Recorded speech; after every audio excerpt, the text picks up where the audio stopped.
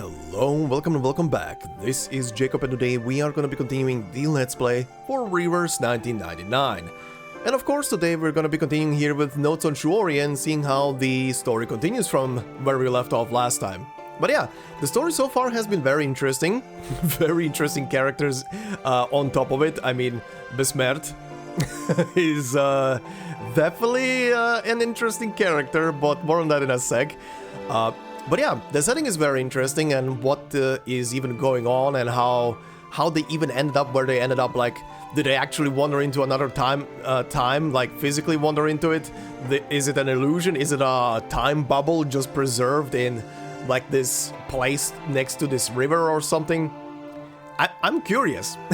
I'm very curious to see how the story is gonna keep on continuing and evolving. I kind of always like these stories where there is a lot of mystery at the beginning, but I kind of also like both theorizing as going through it then and unraveling the mystery.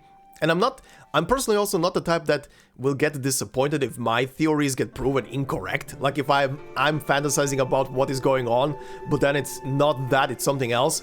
That never bothers me. I'm always excited when I'm wrong, more so than when I'm right. But yeah, very interesting story. And I'm looking forward to seeing more of it.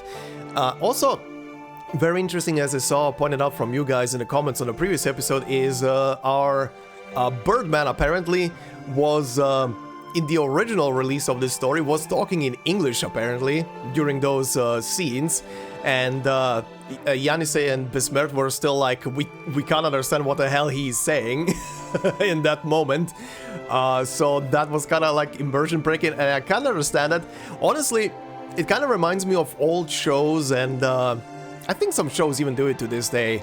But mostly in old shows and old cartoons and even some anime where characters would clearly, for the audience, so the audience can understand obviously, would clearly speak in like English, for example, but canonically in that moment they're speaking in their own language. So it's kind of like funny when you have a scene like that where two characters, for example, speak in like their own native tongue, but the people behind them speak in English, for example, but you're listening to the two native speaking characters speak English as well, so it's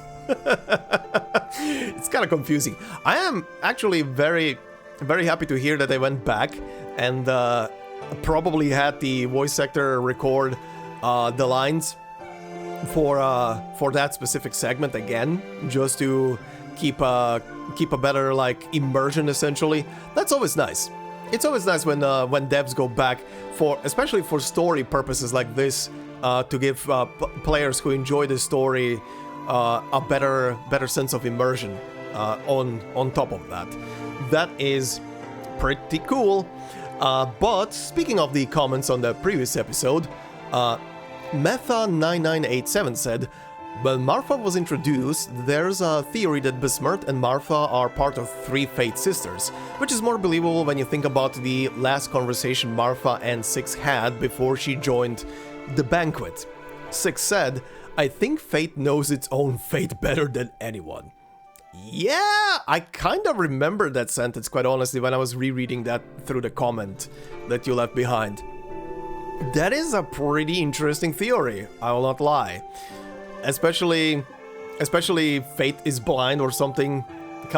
Was that moniker tied to fate or to... I know it's tied to the law and stuff like that, but was the moniker Fate is Blind also a thing? I can't remember. Someone remind me of that. But yeah, very interesting if true, but also a very curious implication of well, one of if there are three Fate sisters and one of them, you know, kind of embraced the storm and is gone now. I wonder what that will entail for the rest of the world. Like, are they intrinsical to the world? Are they maybe kind of immortally tied to the world? Like, can they die? Did the storm maybe kill her? Is she gonna be back? But we'll see, I guess, as the story progresses. But yeah, very, very interesting theory, Metha. And yeah, thank you for that comment. But yeah, we'll see how that develops. I'm very curious. I'm very curious if there are actually some kind of fate entity, because Three Sisters of Fate is something that is part of both myth and mythology for a lot of things, and it's been used in a lot of media as such as well. So we'll see. Definitely something to keep in mind, I guess. One quick thing I do want to address that I saw. I think I saw a couple of you at least bring up in the previous episode, and it was about my plan of recording for this specific part. I just want to clarify one thing, because I probably worded it as well badly last time. So just to clarify, I will be recording.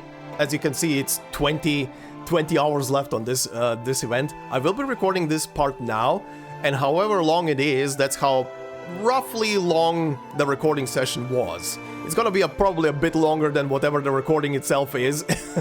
That's how it usually turns out, but it's gonna be pretty much whatever you're watching right now. Then it's gonna be several hours until I'm gonna be recording the rest of the story. And like I said last time, I'm gonna be only recording the cutscenes because I do want to have the intro segment where I talk to you guys like I'm talking right now. Addressing comments and stuff like that. I want to record that separately, and I want to record the outro separately for like just a story roundup bit as well, where I want to also, incorporate the knowledge of I saw you guys comments and stuff if you brought something interesting up, and so on and so forth. But yeah, TLDR, I'm recording this now. However long it's gonna take, add 6 hours or 7 hours on top of it, and then after all that time I'll be recording the rest of the story.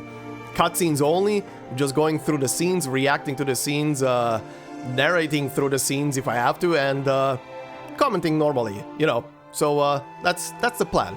I do want to have it done before the event runs out, because like I said as well, I think last time, I want to have this done so I don't have like a gap of like a week until I can actually record the rest of the story and have to fill the gap with something else in between. If we're doing this as a let's play, I want to have all the parts in cohesion after each one after each other. But yeah, don't worry, I will be taking a massive break in between recordings, between this section right now and the next section, so I'll have a fresh mind, believe me. I'll have a fresh mind when we get to it. But yeah, anyway, let's continue from stage 9, Chaos on Streets. Restrain what? Wait, what? Huh? Okay, sure. Sure. Restrain something.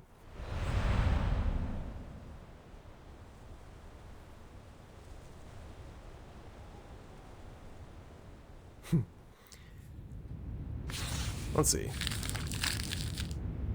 Crunchy. This is great. With your drawing, we can issue wanted posters to find the Featherman.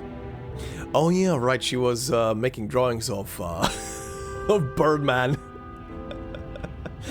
Also, I don't know why it didn't occur to me why Michael Keaton didn't pop up into my head while I was recording a previous episode. I did watch that movie. It popped up to me when I was writing the comment. I was like, oh yeah, Birdman, Michael Keaton, right. Anyway. You stay silent. Any questions or concerns? You mentioned the former employee of the GC, or should I call her the Gili? You said she had seen the Featherman and the animals he brought. Then maybe he will come again today. If he shows up with our horse teammates. That is to say, the Featherman she saw is the same person you met. The old man follows his train of thought to its destination, frowns and ponders before taking the brush from its holder yet again. He neatly spreads out a new piece of paper, rubs an ink stick on the slab, and begins to write with a calm and swift hand. In this case, a visit to the Jutsu might be a good choice for you. I will write her letter for you. Please take it to the Jutsu and show it to Jiu Niangzi, the current Chu Li. If the Featherman has been there, you can take over the animals he brought to her. Even if he hasn't, you can still proceed with the letter. Since Jiu Niangzi is a very warm-hearted, she should be in the Jitsu right now. Uh-huh. You can find her there. Thank you. With this glimmer of hope, the turbulent emotions of these two strangers in a strange land find themselves anchored, temporarily at least. Alright, well, they have a plan, they have a destination, so they can be calm about it. Why is Mickey Mouse there? Why is Mickey Mouse right here? After receiving their pass, they are finally permitted into the city. Colorful silks hanging between pointed eaves, people bustle around, taking no notice of the extraordinary beauty around them. Also the menu theme playing. On both sides of the street there is a silver or copper charcoal pot in front of every house, crackling softly and bringing spots of warmth to the cold day. We should go, Yenny. They walk in the direction indicated by the Jiang from the silent neighborhood. Oh. From the silent neighborhood to the dusty and bustling market. The peddlers and street performers lay a steady claim to their spaces, forming eddies in the stream of pedestrians that flows toward the center of the main boulevard. The more people flow toward that intersection, the more crowded it becomes, until it becomes a slow-moving throng, impeding anyone wishing to move through it. This is going to take forever if we have to follow the crowd. Madam, do you think we can take the gaps between the houses? Or find a shortcut? That'd be even better.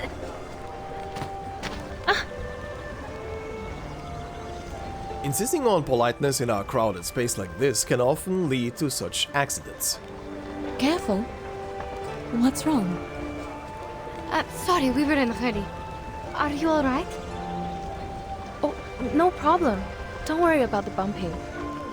Oh, aren't you the foreigners? I've never seen any red hair in the city. It's pretty. It's holiday time. It's fine to stumble into people. But what's with the rush? Where are you going? Okay, I keep thinking to myself right now, I don't know how this is gonna turn out on recording, but you guys can tell me, I'm having a bit of a hard time, like, the music right now is very overpowering over the speech. We're going to the JC. Oh, but the way there is crowded with visitors. Maybe you can take the other road. But I guess that's the point, because also in the background they have mixed in like the crowd murmuring. The gaudily dressed woman frowns, clearly pondering how to describe it, but is just as soon distracted by a commotion. A group of strange black creatures appears from somewhere nearby, dragging their long tails before soaring into the air. Huh? Oh no, they're Julius! What are they doing in the street during the daytime? Julius? Juliet? What's that? Some kind of critter? I love how the Russian Slavic accent immediately kicks in for the je. I can feel that so bad. As a Croatian man, I can feel that so bad. Burb. They jump down from the eaves, flapping their sticky little wings and violently raising a wave of flying dust accompanied by strangely fragrant drops of water. An extraordinary smell. Like liquor. Oh good, the birds are drunk. The travelers on the street run away, harangued by the creatures flapping their wings at them everywhere they run, everywhere they turn. Oh, I smell liquor, a lot of liquor. Who broke the liquor jar and attracted them here? People, a Julia in the street during daytime is a sign of auspiciousness. Stay calm. Why is that guy with question marks? It's coming our way! Watch out, madam! It seems as though the ringleader's movements are even more exaggerated than the others, perhaps realizing that it is being underestimated. It flies straight toward the center of the crowd, readying its talons. Amplified burps. Okay, that's very funny. Holy burp army. Jiu, a critter that wanders from tavern to tavern stealing liquor. Wow. That is a bird. As the most accomplished of the drunkards, being blacklisted from every tavern is only the first milestone on its path to infamy. It's raining feathers under dense feathers. Whistle and chirp. Okay. May the flow take their souls to the sea. They're so rotund. They're just little feathery bouncy balls. Пусть le naufragé течет вместе с водой. Flee, mortals! We've done a good job. Now, may I have a hand towel? What? Because of her water abilities? Julia's ambition to dominate the street is ended by the sudden intrusion of rampaging livestock that bursts into the scene. The milieu of beasts, pedestrians, and flyers soon becomes so entirely chaotic that no one present seems to have any grasp of what is happening beyond the end of their nose. Sorry! There she is. You guys! Come back! Bad boys and girls! Oh no. What's going on? All this shouting and then running about. I smell liquor and dust. What happened? God, it must be so confusing to you. A kind of local animal named Juliet popped up in the street. Maybe they're arcane creatures? I don't know. I've never seen one in books. The liquor smell probably comes from them. And I think a herd of livestock rushed out of the fence over there. But I can't see it clearly. Sorry, madam, we are not supposed to stop here. Ignoring the chaos around them, the two travelers decide to leave before even more commotion starts. This bizarre scene of animals, critters, and people leaping every which way and everywhere was never part of their plan. We are already having enough trouble with the Zhu Ye. Who let out these festive animals now? It seems life has seen fit to frustrate their plans yet again. Wait. Jiu Niangzi? The familiar name hums in Yanisei's mind. Jiu Niangzi, aren't you supposed to be in the Zhici during work hours? What are you?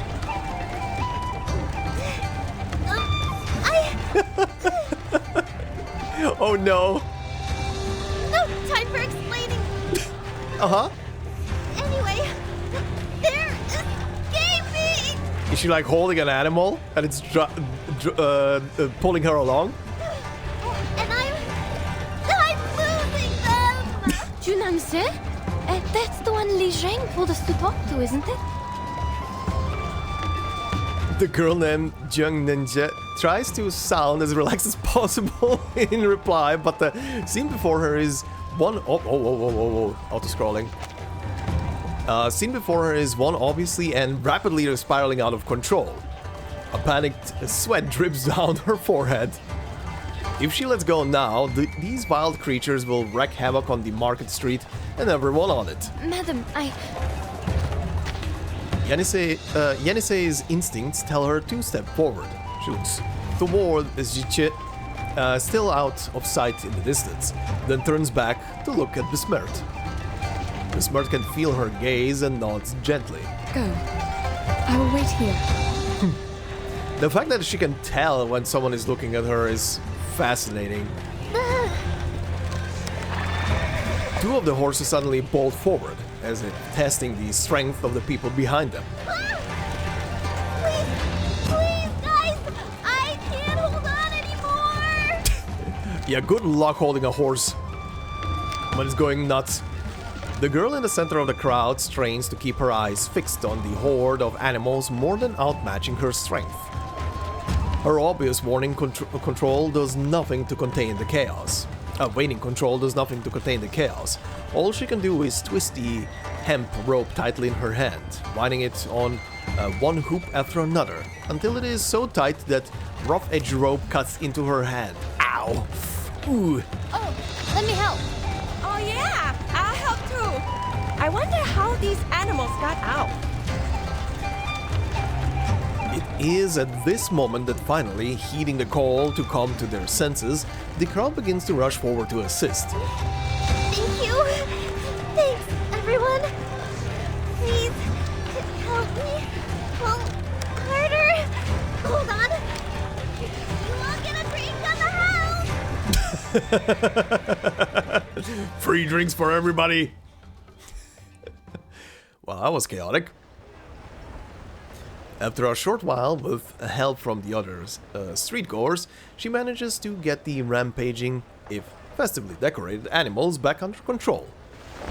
She deftly ties the quelled animals to the flagpole, then, breathing a well-earned sigh of relief, lets the rope finally slack down from her hands. Oh dear, thank you so much. I couldn't do this without you. Making so much trouble on the first day of work. First day of work. She pants heavily, still recovering from her battle, a battle to defend her hometown. Where were you, Jiu Niangzi? I didn't see you in the tavern. Me? I was in the jutsu. What were you doing there? Mr. Liu, did you forget again? The former Zhili went back to her hometown. Jiu Niangzi is the new Zhili now. No, that's not it. I'm just, covering for her. I was counting the festive animals, and then I heard the noise outside. You must have been distracted by the storyteller, huh? He was telling the end of a story today, so you would never miss it. Well, yeah. I thought he might tell the story of Xiang Rui, so I hurried out and forgot to lock the fence. Oh. I was about to say, she sounds like a very easily distractible person. I think that's the case. You were talking about Xiang Rui again. People would think you were another storyteller if they didn't know you just really like these tales. Are your palms bruised? Go to my clinic for medicine if it hurts. Remember the drinks on the house? Of course, I will. Thank you so much. She speaks with warm familiarity to the other residents, but keeps an eye in the direction of the tea house, as though anxious to confirm whether the storyteller from before is still there. After seeing his swaying figure in the distance, a look of joy lightens up her face. Yenisei quietly observes the scene and retreats, turning around to walk toward Bessmert. The conversations among the locals flow into her ears, allowing her to confirm a crucial fact. Please follow me, madam. That lady must be the Zhili that Li Zhang mentioned. Please mind your steps as we are walking in the mess now. We need to follow the crowd and see if we will have a chance to talk to her. Let's put aside the Juya for now. That's who this guy was. The one with the question marks. That's the storyteller. Huh? Little soon when they reach the tea house, do they notice the crowd rushing toward a stone platform, filling up every nearby space before they have a chance to find a seat. The crowd fills the tea house tightly. The surge of people pushes Bessmert and Yenisei right in from front of the storyteller. Also, thank God the crowd noise is gone. Oh, my ears. And talk about Emperor Yao. He had seen strange beasts like this many times. He speaks with eloquence, as if possessing some strange magic that naturally attracts even those who didn't go there to hear him. It was the 7th year of his reign. Yao granted an audience to an envoy offering a treasure from the Zhejiang kingdom. The envoy had a strange face and a bulgy chest. He claimed to have come from somewhere millions of miles away from the Yumen Pass. This bird is born with the talent for human languages and the phoenix's voice. Our people see it as a Shang Rui, and I am here to offer it to you, Your Majesty. Then Yao and his people saw a real giant bird. It was as huge as a mountain and as dazzling as a phoenix. It had an azure body and red tail feathers. Was it really a phoenix? No. The bird was called Miamong. It was said to be able to read one's bones, change their fate, and even remove misfortune. That's an interesting bird. To have a tail spun around like that. Change their fate. Yao was pleased with the gift and kept the bird in Dushua Mountain. Naturally, that very bird was the ancestor of all the Miamongs nowadays. Okay. The enemy in the eyes of the girl clad in green matches her attire completely. Have you seen a Miamong with your own eyes? Be patient and listen. Miamongs tend to inhabit silent and clean environments. So since the ancient times, the people have always cleaned their yards carefully from time to time, hoping the Shang rays will gather and stay beside them. It may not work immediately, but it makes things possible in the long term. Okay. So that's why we have the tradition of cleaning the yards on Shuori. Exactly. Some even make Miamong statues with jewelry and use them to decorate their homes, hoping the Miamongs will bless the family. Remember the chicken statues on your roof? Actually, they are not chickens, but Miamongs. So are those birds you see in the paper cutouts on the doors. Interesting. Okay. After saying this, he lifts a piece of red paper, carved in the shape of a peculiar, familiar bird. Look, everyone, this is the Miamong. Are we gonna see it? The crowd expresses an underwhelmed disappointment. But this looks like a normal chicken. Thanks. More like a capercaillie to me. Capercaillie? And like the bird I just threw, isn't it? The way he is speaking is interesting, rhythmic, like singing. It would be great if there was some music to accompany him. Something is missing in his story without the music. You don't say.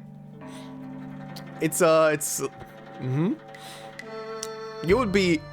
Bessmert would be amazed by today's games, I would say. If he could. If he could what? Before Bessmert can finish speaking, the red paper instantly ignites in the hands of the storyteller, and before touching his fingers, it becomes ashes and falls onto the stone platform. The little boy standing beside him stands on his tiptoes, quickly taking the initiative to sweep the ashes into the charcoal pot below. Among the 5 elements, Miamong belongs to the fire. That's why people set fire in spring to drive away misfortunes. Speaking of... Yenisei's attention is diverted. Okay. She witnesses the child's movements, but doesn't yet understand the meaning behind them, choosing to stare ahead until a crackling sound explodes behind her. What is this noise? Fireworks. It seems no one cares about the noise or the cracker. Only Jiu Niangzi, who had previously worked so hard to restore order to the bustling city, turns around with the 2 of them. As she turns around, she seems to remember something and shows a remorseful look. The cracker. Shoot! I almost forgot! Uh-oh. Sorry. Excuse me. Please let me go out. You won't listen to the rest? It's still early. Oh, are you going back to the tavern to make our drinks? Not drinks, but other stuff. Oh, and drinks on the house tomorrow. Everyone chuckles warmly, making way for Jiu. Yenisei holds onto Bessmert to prevent her from falling behind. This time, they follow her without incident, Despite these strangers' otherwise eye-catching hair, everyone's attention seems focused intently on the storyteller telling the legend. Alright, well that was chaos. Aptly named stage. Oh? Please slow down, miss. You have a paper horse stuck to your cloak. There you go. Huh? Thank you. What is it, child? Just a few pieces of red paper, madam. They must have fallen from the Juye. As the gentleman just said, they are probably related to the unique Eastern prayer custom. It is said that by cutting these pieces of paper into shapes, you can make a wish to the gods and receive their blessing. That's the minigame. Time to go to the prayer. Maybe not minigame? People who travel often say that they follow the customs of their destination. I think we should also try this custom, but we need to be safe. Of course, madam. They say each design corresponds to a prayer. If you figure that out before you do it, it won't be a problem. Like this. Cut the paper horse to receive a blessing. Sure. Okay, you're just... joy abounds in a world of thorns, nurtured by the jujube trees. Oh, upgrade. I see. Okay, let's just finish you. Alright. Can I invest more? Circle? Sure. Circle. The first to bloom in the spring regardless of snow and ice. Okay. What do you say? Abundance. With one seed grow a bountiful harvest the next year. Persistence. Sitting among broken rocks, immovable in spirit and bone. Okay. And overview is all the buffs that are currently active. Okay. That's fine. Let's continue. Treat them right. For your safety, do not accept invitations from strangers to visit their homes. I mean, valid advice. Don't go into a person's home that you don't know who the hell they are.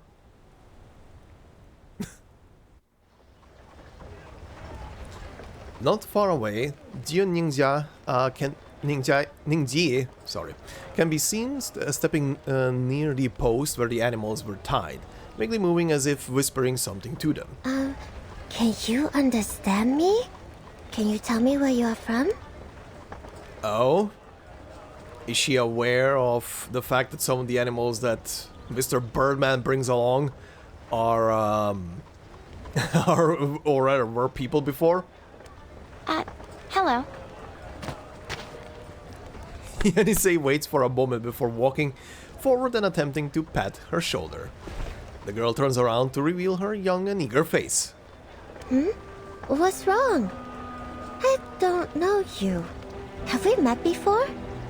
I don't think so. We just arrived here. Really? Oh, welcome to Pèi City! Yenisei cannot help but hold her eyes on the bundled hemp rope the girl is holding in her hand, and the many animals now tied at the end of it.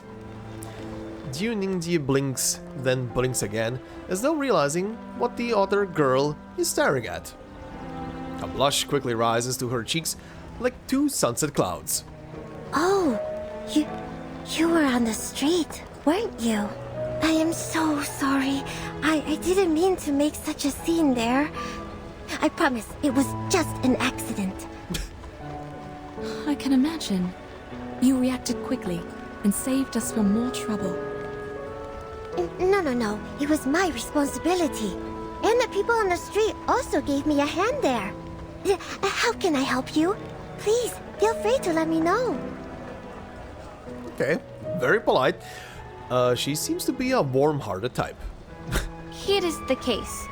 The people call you Jiu Niangzi, and you work in the Jiu, right? Yes. Yes. Li Zhang told us to find you, and we happened to hear your conversation on the street.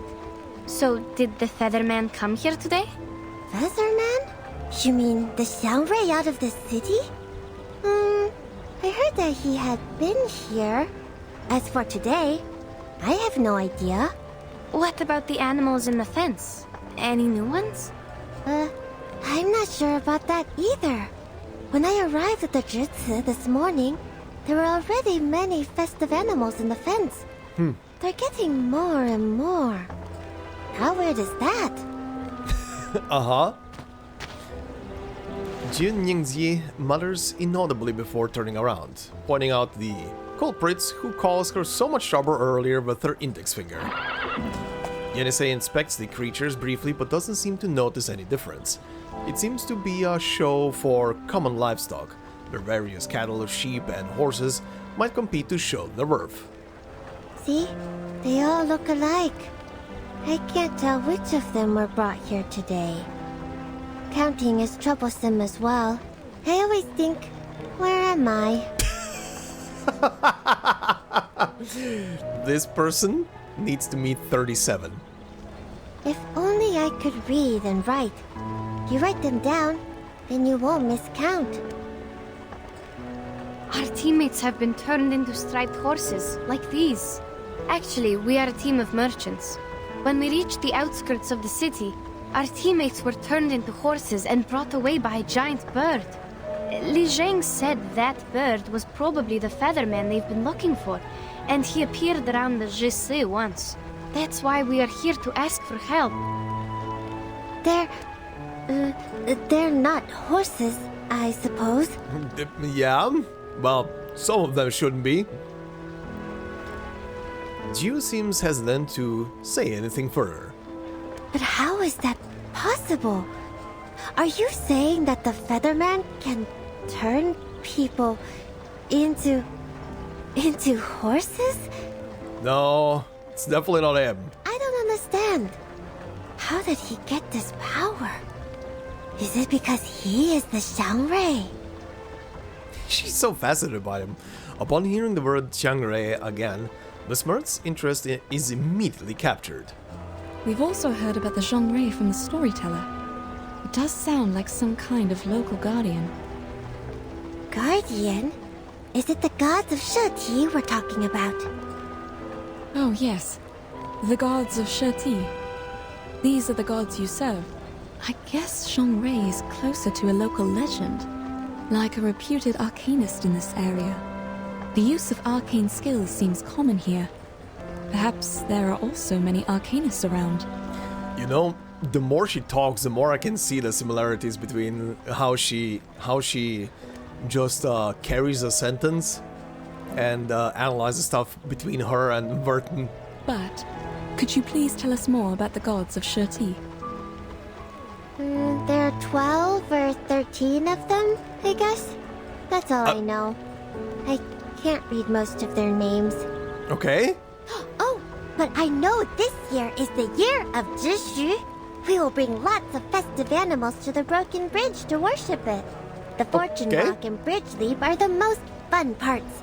We go to the Broken Bridge on the cliff with the animals, count our steps, and swing our bodies, like dancing. And at last, we will try to jump over it. Jump over a broken bridge on the cliff?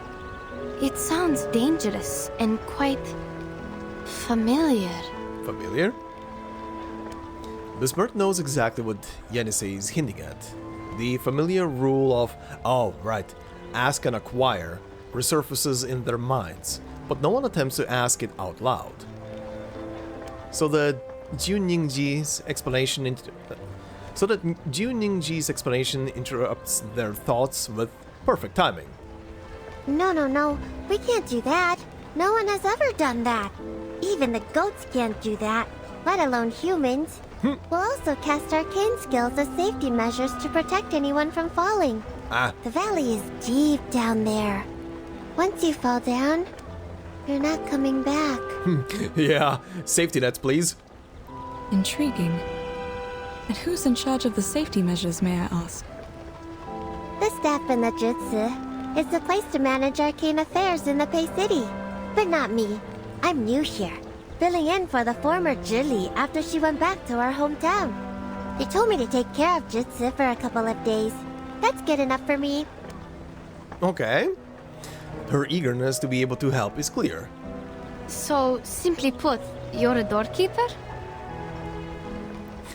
The barb of her conclusion makes Jiu Niangzi fluster into a red blush. I'm not just keeping the door safe. I do stuff too. Oh god, she's one of those. I didn't want to say it, but is she one of those that doesn't understand the meaning behind words completely and takes it way too literal? Take good care of those startled by the firecrackers. There is a kind of firecracker enhanced by arcane skill. It can make a huge sound, much more louder than what you heard in the tea house. Uh-huh. Please forgive her. She didn't mean to hurt your feelings. We speak bluntly in the north. Nice save, Bessmert. Nice save. Oh, it's alright. I can tell she's a bit anxious. Oh no. But it's not getting us anywhere. Like, pigs can't learn how to climb in a day. Uh-huh. Yeah, it's just quiet. Or, let's think another way. Can you recognize your teammates from these horses? Let me see.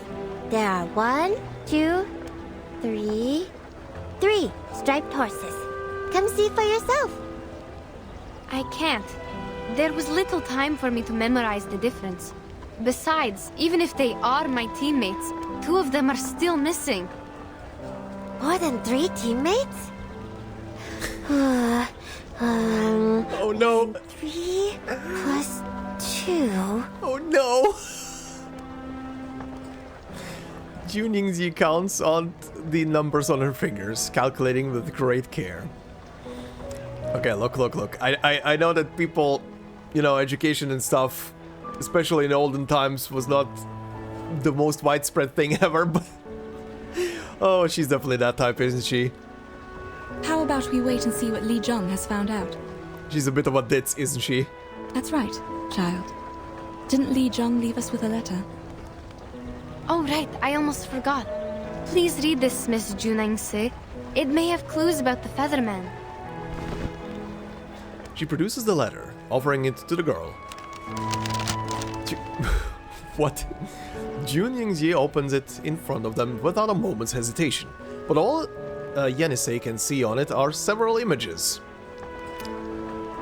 I'm gonna go on a limb now and say, considering her math skills, she probably can't read? Maybe?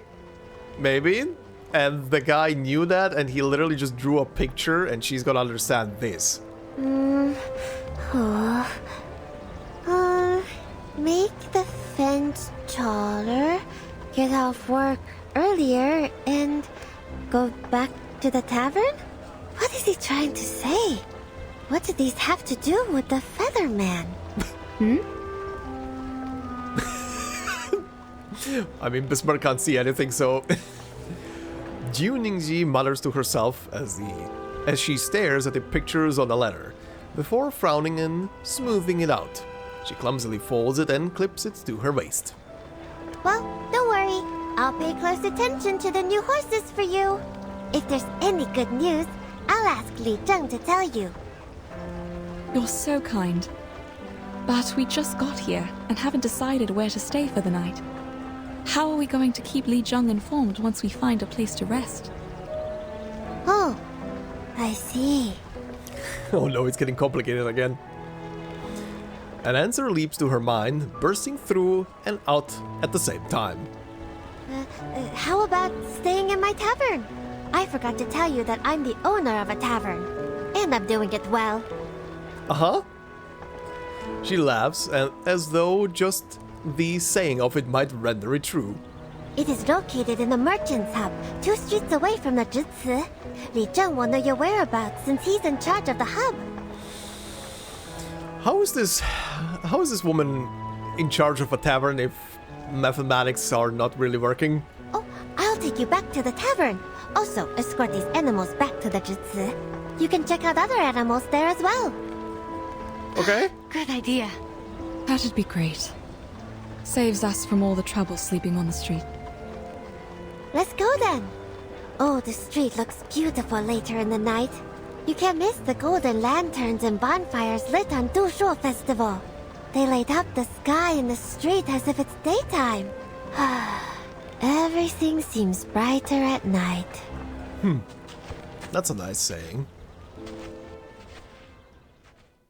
Okay. To be continued. This is a character, alright.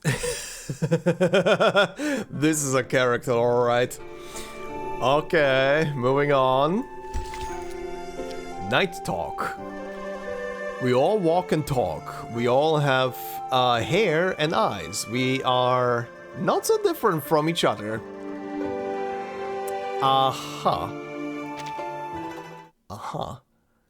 Yes? I mean, true, but... Huh? What?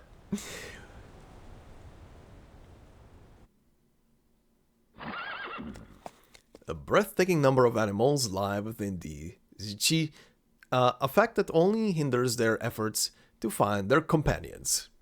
After weighing their options, they decide to follow Jiu Niangzi and settle in at the tavern first. The weary travelers are more than eager to relieve their fatigue after journeying non-stop for so long. And they have more than earned it, because strange things have indeed happened to them, non-stop for several days. Indeed. Yard, tavern. Madam, what do you think about Jiu Niangzi's words? Could that be ask in the choir? Jumping over a broken bridge is like jumping over a canyon or climbing over a mountain. It's a condition that cannot be met, like those merchants said. An inevitable price? Both of them fall silent, lost in thought. However, Bessmert's doubts do not seem to have fallen on deaf ears, as Jiu Niangzi responds while walking out from the tavern. Are you talking about the broken bridge outside the city? Oh, I'm so sorry. The chairs in the lobby have not been cleaned yet. Please take a seat here just for now. Oh, don't worry about it. Thank you for letting us stay here. As for the broken bridge we talked about, can you tell me more about it? When I first got here, the bridge was already broken. Beneath that is a deep canyon. Across that canyon stands the Yuan Temple. You can't see it from the other side of the bridge. It's surrounded by fog. So, I'm not sure if there really is a temple there or not. The Yuan Temple. They say you can talk to Zhishu in the Yuan Temple. Be faithful and ask it. It will answer you. You know, I keep thinking it right now, but is the voice actors for Jiu here voicing someone else in this game? Because I have a dumb feeling I've heard her voice somewhere else in this game, on some other character. Sounds way too familiar. What did they call this? The divination, I think? They also said that the fog was strange. You can't stay there for long, or you'll pass out and get overexcited. Well, I haven't seen such things so far. Oh, she's reacting to that. Wait, what did she exactly say? What did they call this? The divination, I think. They also said that the fog was strange. You can't stay there for long or you'll pass out or get overexcited. But even so, people of that time still rushed there and prayed. Doesn't it mean that the divination is for real? After the bridge was broken, no one's wish was ever granted. Ask and you shall receive. Seems odd. There was already a bridge in the first place. Why wouldn't people rebuild it in all these years? Oh, I can answer this one. The river dried out. People couldn't swim across, and the cliffs between the mountains were too dangerous to jump over. But if one can be the new Xiangrui, the problem will be solved. The Xiangruis are awesome. They protect the city, help the people. There's nothing they can't do. She's such a fangirl for them. Okay. As she speaks, she sinks into her own personal contemplation. Never mind. We'll check the striped horses in the GC again tomorrow. Okay. All right, I'll go with you. It's time to rest now. I got the rooms cleaned for you upstairs. Nice. But yeah, very interesting. So, okay, I understand that. Obviously, repairing something like a bridge in a time when, you know, certain mechanisms were not available and it was a bit of a hassle to even build a bridge. Especially when there is no river to ferry over materials or use it as like a grounding point below it to build a bridge. Yeah. How big is the bridge? That's what's on my mind right now. How big is this bridge? And here, take the liquor with you. They can help you sleep tight. Uh-huh, yes. You got to have some. Sorry, Miss Jiu Niangzi. I don't drink. Neither does Madame Bessmert. Why did you call me Miss twice? If you want some water, wait a second, please. The water jars are on the other side of the yard. I'll get it for you. Oh, I can do it myself. You don't have to. It's fine. There's no light near the jar. You need to cross the stream. I'm afraid you might get lost. Uh-huh. Thank you. Once the girl's voice and figure are obscured by the night, Yenisei turns to look at Bessmert. She seems puzzled, or perhaps just tired. There were so many different striped horses in the GC. I couldn't recognize them at all. We are going to get up early tomorrow. Please, have some water and go to bed. I'm not thirsty, thank you. But I do feel like some rest. Okay, I'll take you to the room. Alright. Time for a good night's sleep. The girl returns from fetching water, only to find Yenisei alone in the hallway. Looking around and not seeing Bessmert, she walks over and naturally sits where Bessmert sat earlier. I didn't see you from there. I thought you went to sleep. Oh, sorry. Madame Bessmert is tired, so thank you for helping us. Don't bother. Here's the water. As she takes up the ceramic cup, Yenisei is slightly surprised. In her mind, a material like this is one of two extremes, crudeness and finesse, one of handmade rough bowls used by the populace, and the latter of delicate treasures owned only by the rich nobles. Yet this cup is a combination of the two extremes. It's used by an ordinary tavern owner, but it is marked by a refined, tasteful aesthetic. Very interesting, yeah. She rubs the side of the cup with her fingers, gently brushing across the painted patterns, as if feeling a fine porcelain vase. The cup. What's wrong? It looks expensive. It's a gift I received. I don't know how much it costs, but it's delicate, isn't it? Huh. Yes, it is delicate. Please don't break it. Yenisei feels compelled to rub the surface of the ceramic cup again, as though she cannot bear to part from it, and loses herself in thought. The pattern is a lu shu, also a kind of xiangrui. See? It's majestic. The tail is like the sunset clouds. I really like it. I hope you do too. Majestic indeed. And it looks a bit like those striped horses in the GC. Both of them are similar to horses. Does it? I will not lie. The animal on the cup right now, to me at least, looks like a fowl or something. But people still think they're horses, don't they? Sure they do.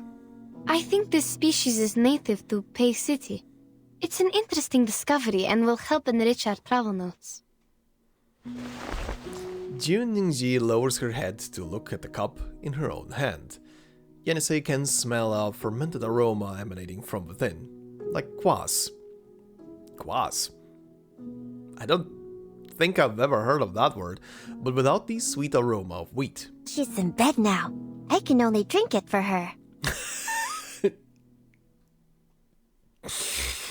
Spoken like a true alcohol connoisseur, yes. Your drink smells good. Is this the liquor that helps one sleep tight? Not exactly. It's just unfiltered liquor. Unfiltered? Sounds like you have a lot of different kinds of liquor here. Sure we do. There are a lot of different liquors. The unfiltered ones, the clear ones, the ones made of herbs, the fine ones, and on and on. Bedtime liquor is made of herbs with spine date seeds. Uh-huh. I thought liquor was just liquor. At least there aren't so many types in my hometown. There's only vodka. Sorry, I had to put that in. Well, to be honest, I too have no idea why they are still liquor, though they have different names.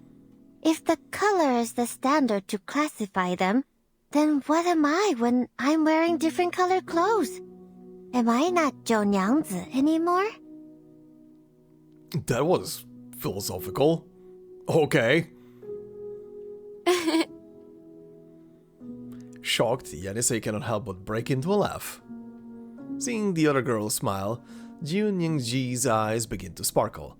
She nods and decides to go one step further and express her thoughts. That is to say, if your teammates are turned into horses or other animals in different colors, are they not your teammates anymore? Good God. They are.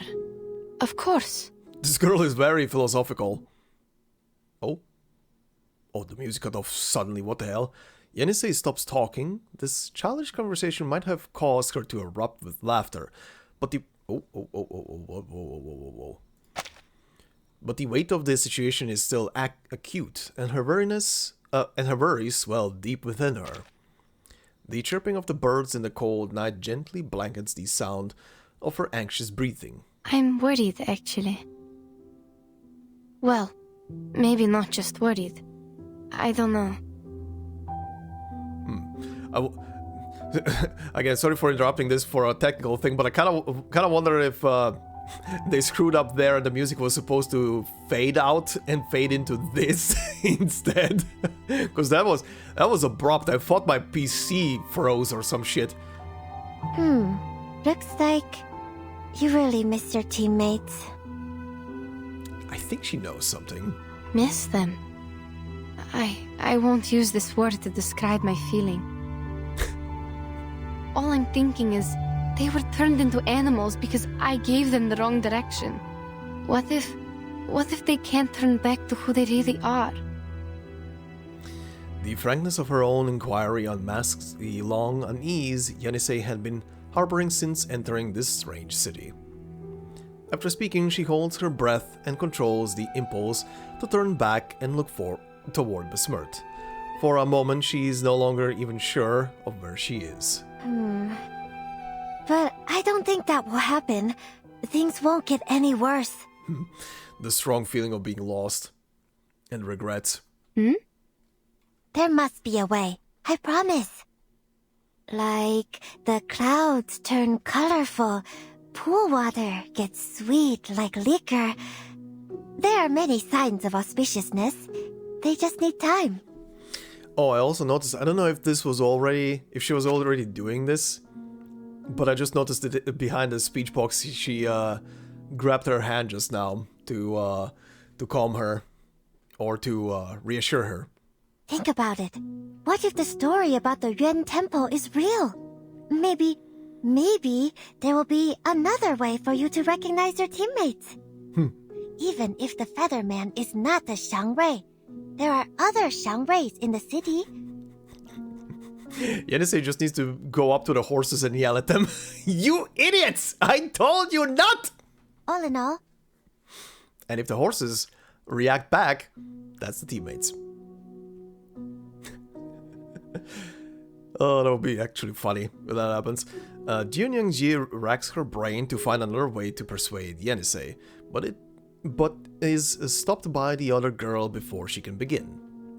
Despite the cultural difference between the two of them, Yenisei feels a surge of warmth from her brief, trembling words. Thank you, Miss... No. Jiu Niangzi. Hey, she finally used her name. I see what you mean. I really do. Yenisei takes a deep breath and exhales both calm emotions and words together, so that like a light white smoke, they soon drift away. Thank you. It's nothing. I will definitely help you. Jiu is very wholesome. Oh, here's some other spine date seeds. Drink the water, and I'll go make you a cup of tea with the seeds. It also helps you sleep. Jiu Niangzi shoots up to immediately rummage around in the bag beside her as she urges Yenisei to drain what is left in her cup. Yenisei drinks down all of the cold, sweet water and hands the still compelling cup back to her. She then watches Jiu Niangzi step onto the porch and run back into the hall at a trot. She takes a long breath and turns to look at the arid night sky. It seems even in a strange city like this, she can enjoy the same bright moonlight as the steppes. Nice. Sweet little scene. But yeah, Jiu is very wholesome. So far.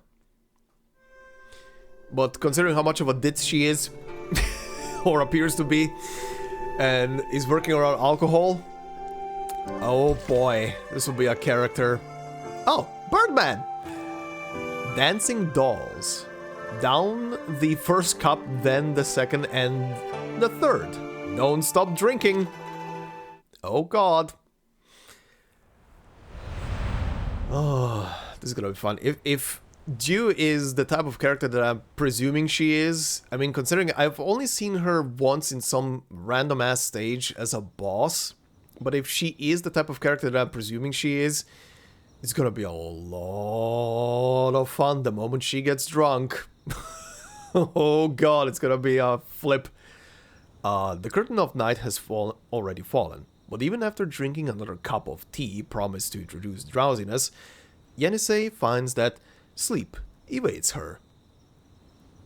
In theory, someone so heavily fatigued should fall fast asleep the very moment the opportunity presents itself, but not for her. On the contrary, her mind, so sick with worries, seems to run faster now than ever in the stillness of night. Oh boy. Oh, hi, Bessmert. She stands up, steps away from the couch, and treads lightly down the stairs. Unwelcome in even her own dreams, she wanders around without direction. The yard, go downstairs, and through the main hall. Groping around for the railing in the darkness, she walks up and then down the steps. One step, another step. As she descends, a rustling sound envelops her in the darkness, like an... What's that sound? Where does it come from? Uh-huh.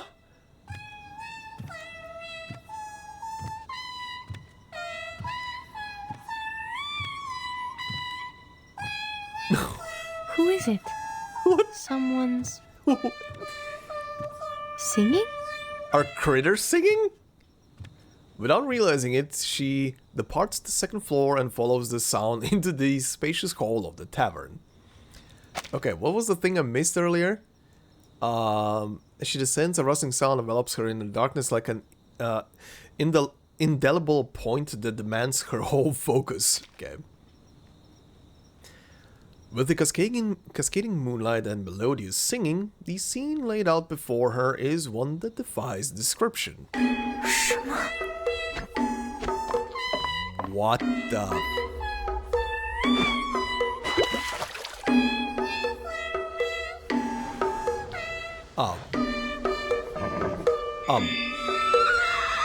这些斑纹马怎么会在发光？这都是什么东西？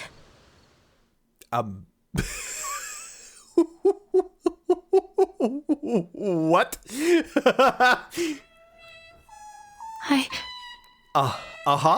Боже мой. Боже мой! Thank you. With its red mane and luminous stripes, the horse stands there in the courtyard. The singing continues, almost freezing Yenisei in place. She turns around, sharply trying to escape the sound, only to realize that she has already been, oh fuck's sake, by a group of wooden dolls who were in her cup earlier. What the shit is happening?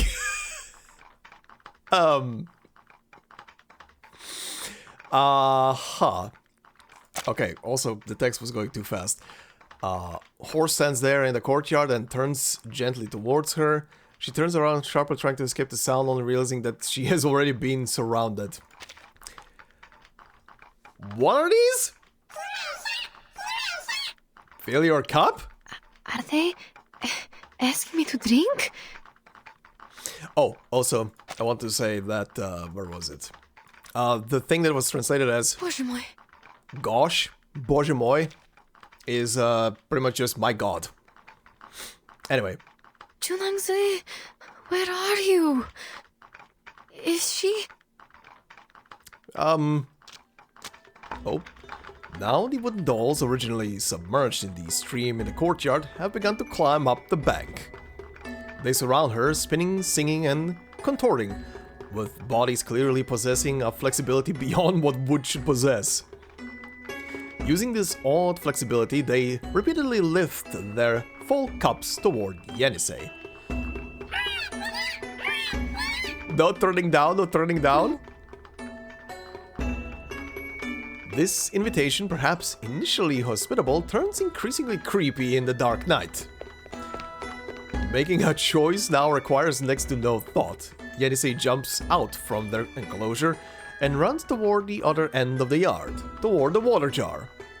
Fortunately, she clearly remembered the location pointed out by Jiu Niangzi. I can't go back to my room. Need to lead them away. The wooden dolls still sing happily, as if they are only playing a game of tag. They just want to have a drink with you. What the shit? What the shit is happening? Oh, you can change to a different type of blessing as needed. Sure? Sure, whatever. Enemies. Oh my god. Wooden cow herd? Uh-huh. A wooden figure that frequents the tavern, persuading patrons to drink a strong variety of alcohol. His cups filled with the heart and soul of alcohol are as hard to resist as a raging bull, causing even the most seasoned drinker to run away. Wooden family. Wooden dolls that frequent the tavern and persuade patrons to drink. Loyal servants of alcohol, they are gentle and well-meaning, always understanding that your icy heart needs the warmth of the drink. Oh, good. Okay, so the cow herd, a forced toast, drunken outburst, recklessness. Nice. All the things a drunkard needs. And the other ones are heartfelt toasts, drink up, high spirits. Oh, good. Which of these darlings shall we attend to first? Oh, he's on a bull. Or on a cow.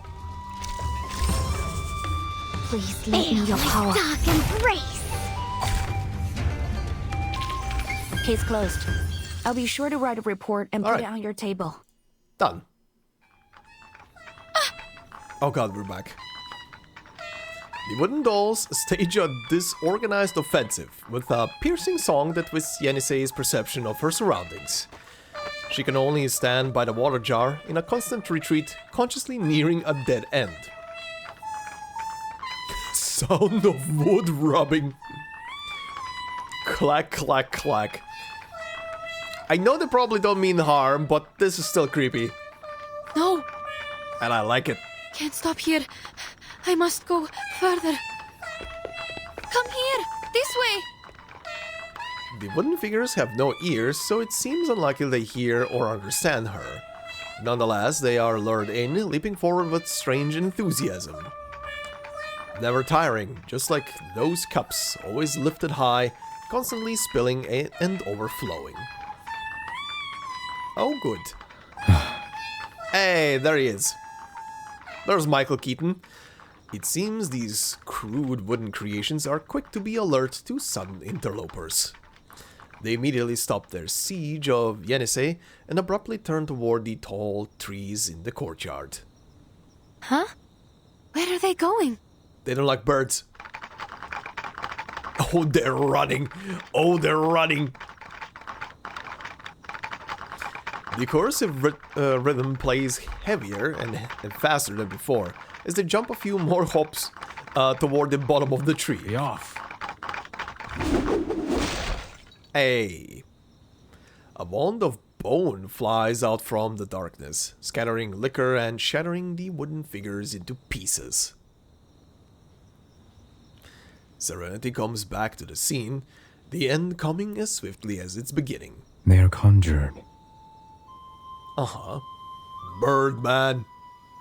So feebly. Who is it? Hello. It's you. Yes, hi. You! The featherman who stole our horses! No matter. You're leaving with me. Oh. Leave me alone! What is going on? Silence. It's dangerous here, and words are no help to us. Okay. Without hesitation, the giant bird grabs Yenisei's arms quickly, lifting her up and away from the courtyard. Her struggle proves futile in the howling wind. The sound of flapping wings, punctuated by the shrieking girl, gradually fades in the distance, leaving only a distorted mess as evidence in the courtyard. Well then. First class flight? Where to? In the morning, Jiu Niangzi walks into the shambolic scene. A still intact wooden doll bounces around, gathering the remains of its kind into a ball.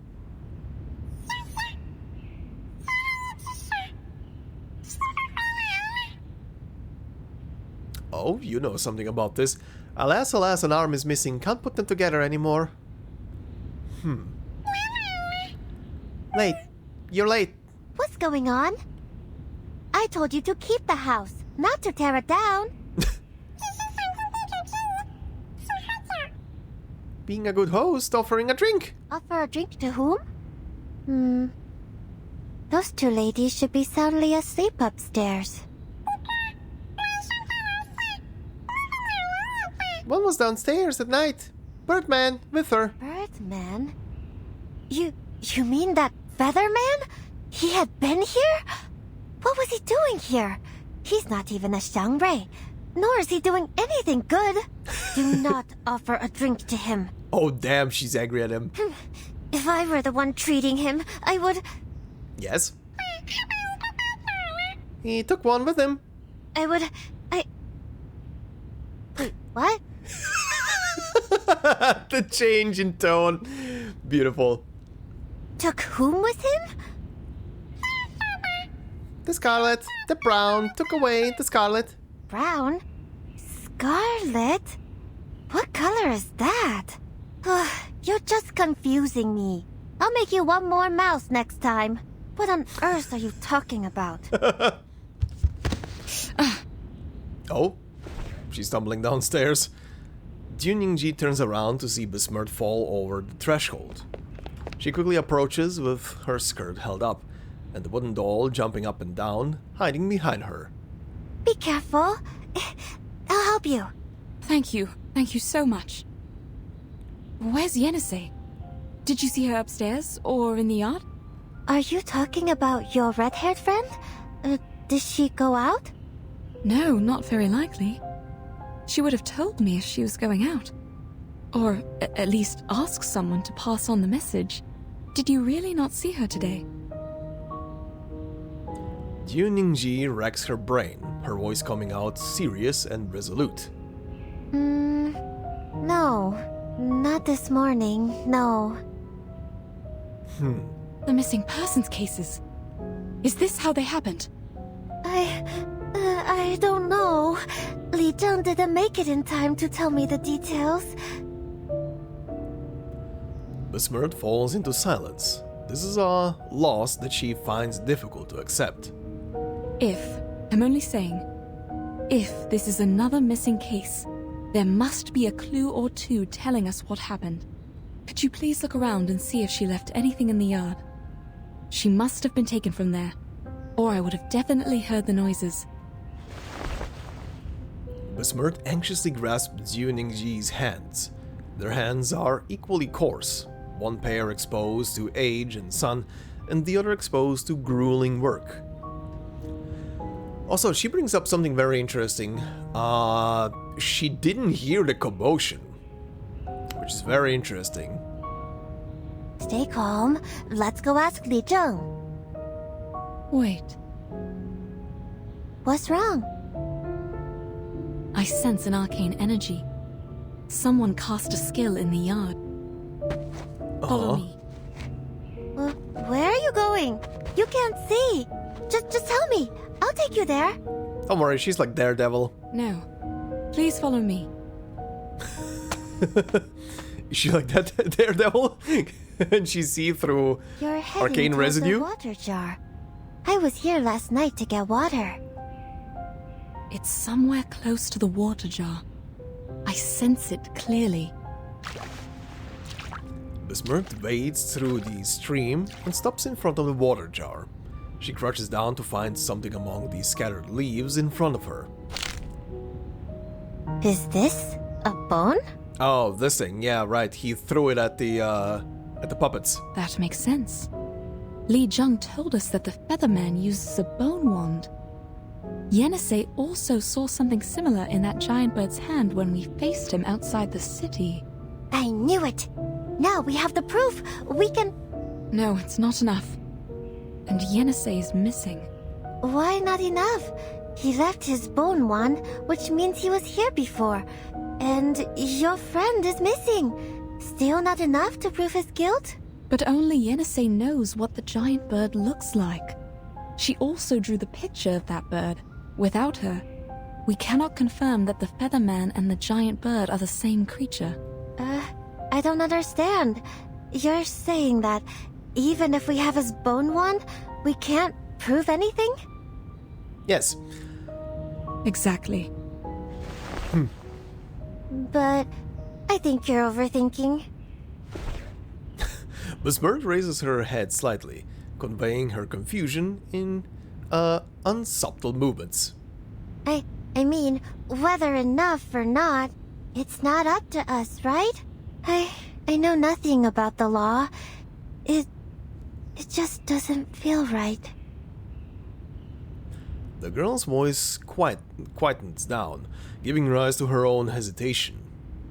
I'm just thinking we should do something because you are sad. Aww. But Bessmert already understands. You have a point. Then, we... Let's go to the Jitsu now. Li Zheng will be there today. He's supposed to tell me something about the Dushuo festival. Let's tell him what happened today. He will know what to do. Sure. Very interesting. Also very interesting that Jiu has a bit of animosity towards Mr. Birdman. I wonder why. They decided to head towards the Jiu. Bessmert puts away the bone wand and follows Jiu Niangzi's footsteps carefully, one at a time. They leave the wooden doll standing in place, a sentinel atop the rest of the debris. Alright. Curious. Very curious. But yeah, she has a lot of animosity towards him for some reason. Not like a real animosity, just kinda angry at him. Alright, higher difficulty of stage 12 done. Moving on. Geschenk. Almost sounds like the German word for gift. Geschenk. After 1,000 years, one finally returns to their rightful place. Is it Yenisei?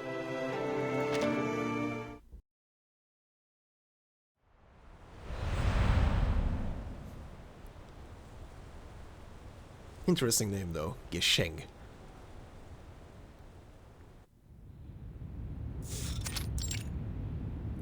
Jiqi.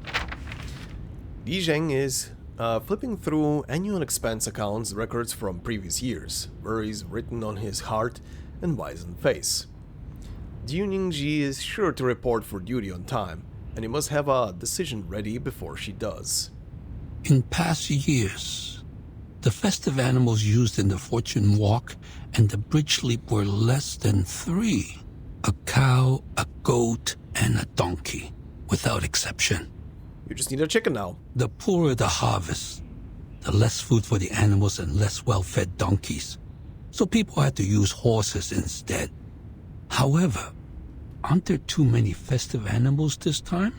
Even if it is for celebrating the birth of Zhi, not to mention some of them are transformed from humans. We shall act prudently. If we have to cancel the ceremony, we must make the decision before New Year's Eve. He writes the words fortune walk and bridge leap into a blank space on the account records in his hand, then circles them in red ink to serve as his reminder. As he does, he ponders and shifts his gaze nearby to the portrait of a giant bird. That's the portrait she drew.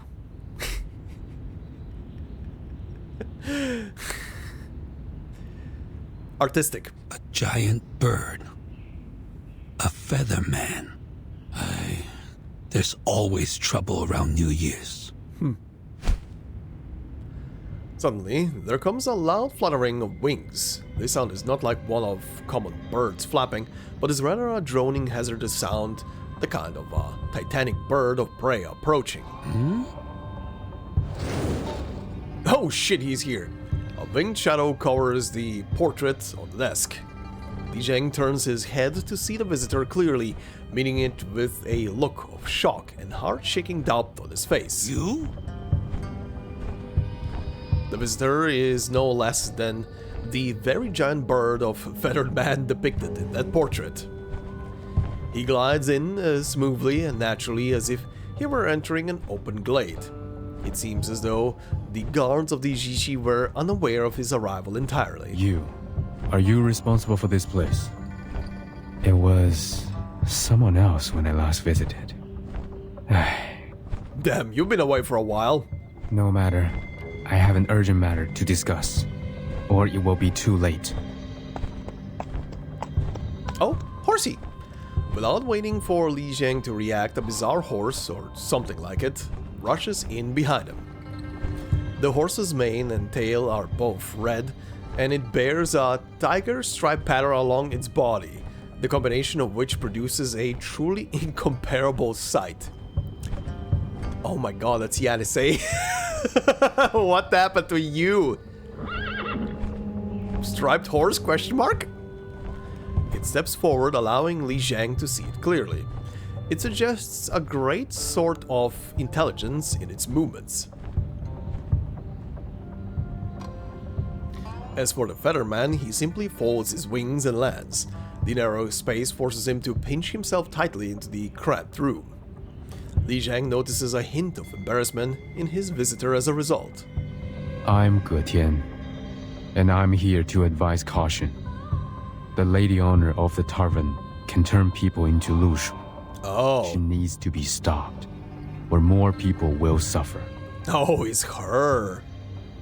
She has extremely light bones, which means she's still in the stage of development. She might be unstable, hence a danger to keep in the city. Huh? Who is she? You are referring to Jiu Niangzi? Precisely. Bones.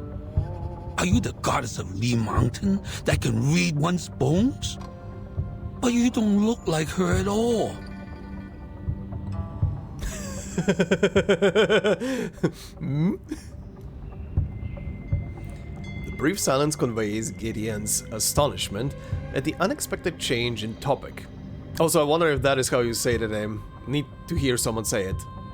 I am no goddess of Li Mountain. Then your words have no weight at all. You should have claimed to be her. Besides, Goddess of Lee Mountain, take a look around you.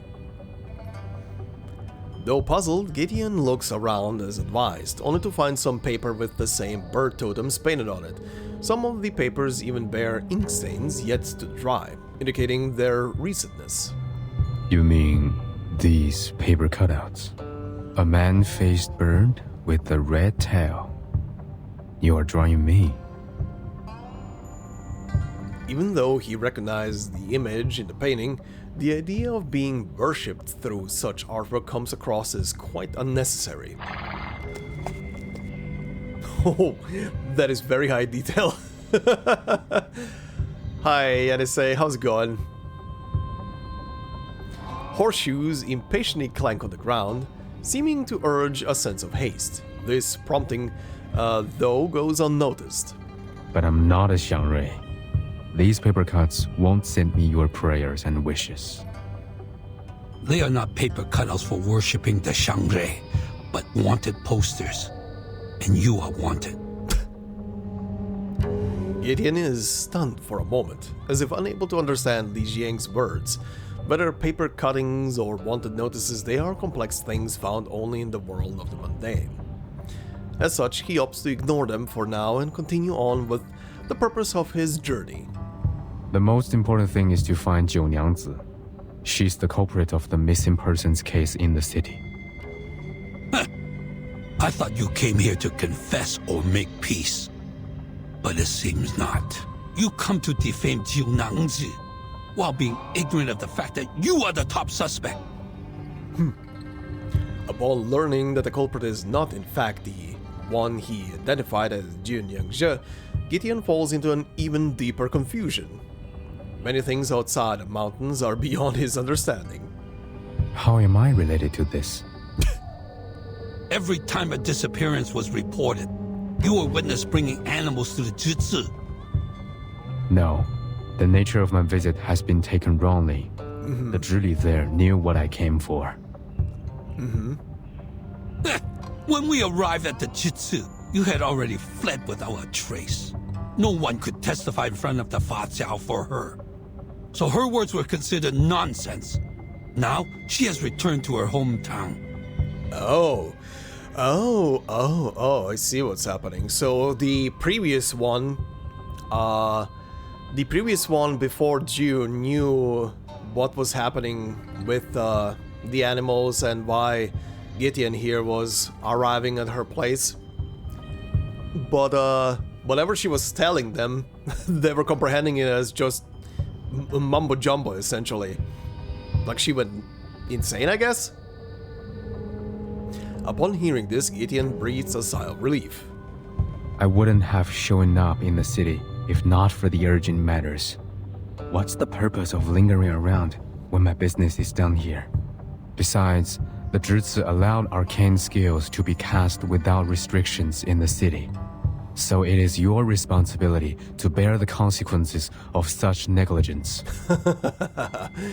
Also very interesting, so they're allowing... I kind of gathered that already, but yeah, they're allowing casting of arcane skills without kind of any restrictions on them. You are very articulate. But how can you explain the testimony provided by the two foreign merchants? All roads are leading to you. Yes, the two foreigners. One of them is here. Confess? They are the other reason why I'm here. One of the two is here with us. She can explain to you. Gideon leans over and asks the red mane horse beside him to signal to Li Jiang. Yep. The strange horse, after being ignored for a long time, seems to acknowledge that it can now finally make itself useful and steps forward on proud hoofs. Wait, you mean she is... Before Li Jiang can react, Gideon flaps his wings, causing the tea on the table to flip onto the ground. The red mane horse takes another step forward and turns to the spot where the stone bricks have been wetted. The tea seeps out over the interior stone, forming a pool in a small indentation. There, the reflection of the horse appears in a flash. I ask for your patience. Please, look at the water on the floor. Oh, is she gonna look normal in the reflection? Li Zhang looks towards the spot Gideon's line of sight indicates, where the fading reflection remains. But a liquid drains out along the low-lying and uneven floor, and eventually disappears into the crevices of the stone bricks. The tea, it seems, is just tea. What is this for? Is this a demonstration of your discontent? Because I didn't treat you as a guest, offer you a seat, and give you a cup of tea? No, that was something else. No. This should not be. Huh? He appears to murmur to himself and turns to the red-tailed horse beside him, his words muddled with confusion. Why didn't your arcane skill work this time? Or must it be clean water to reflect it? Oh, I see. No, the water in the river was no cleaner. How did you do it earlier?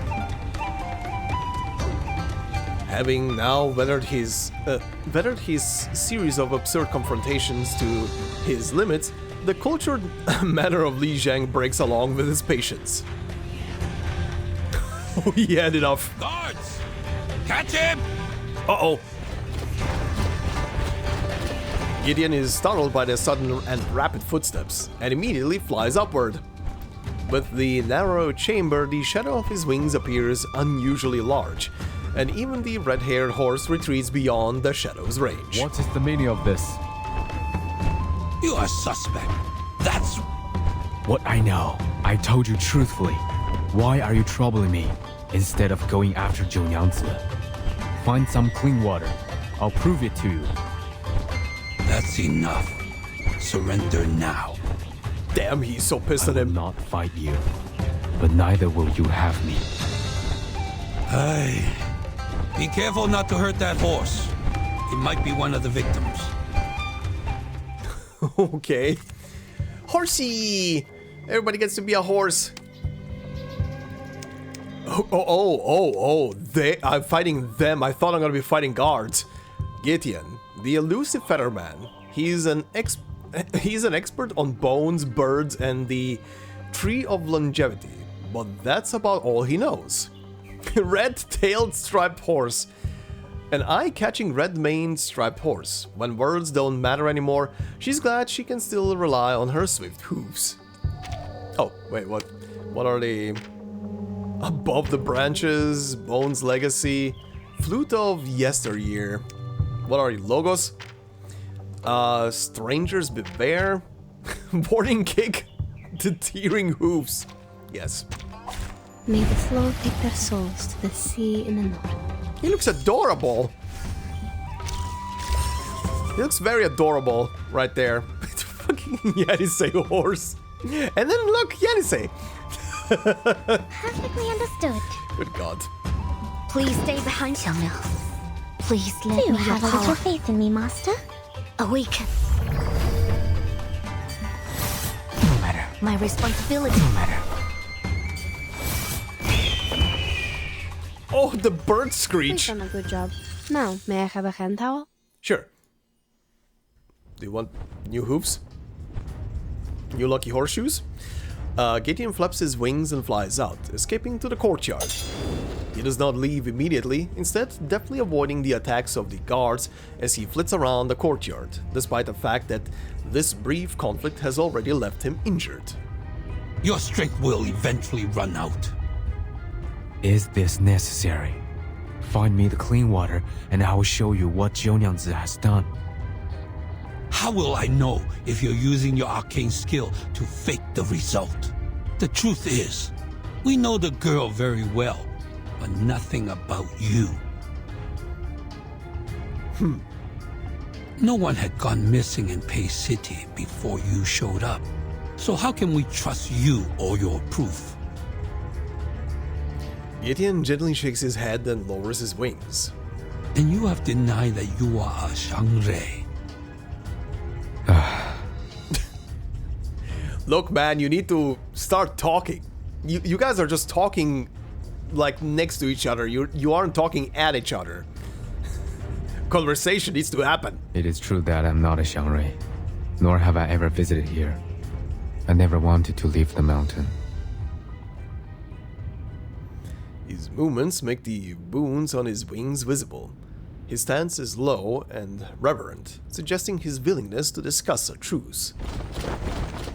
Li Zheng hesitates and, as a result, raises his hand to stop the storming advance of the guards. But you still left. I really shouldn't have come to the human world. What do you mean? My people have left the mountain and come to help you. They renounced their names, families, and even lives for you. They gave up everything so that you would have gods to worship. They became symbols, totems, except themselves. What are you talking about, Featherman? I told you my name. I'm not a Featherman. This Featherman is not one of us. No need to call him by name. It isn't any sort of prescience. It's only that the answer is a simple deduction. You finally get it. Seems like my people have been long forgotten. You forgot the Getians who left the mountain, the city builders, the bridge masters, the flood fighters. They all faded into oblivion. You only remember the gods of Shuori, who never answered to your prayers. Getian, okay. That's why I'm discouraged by the idea of leaving the mountain like my people. I don't want to face such suspicion and disbelief after giving you all the help. God, how old are you? Who are you? Now that I see it, the destruction of the bridge was inevitable. It was bound to happen, like I was bound to be left in the mountain and be the last of us.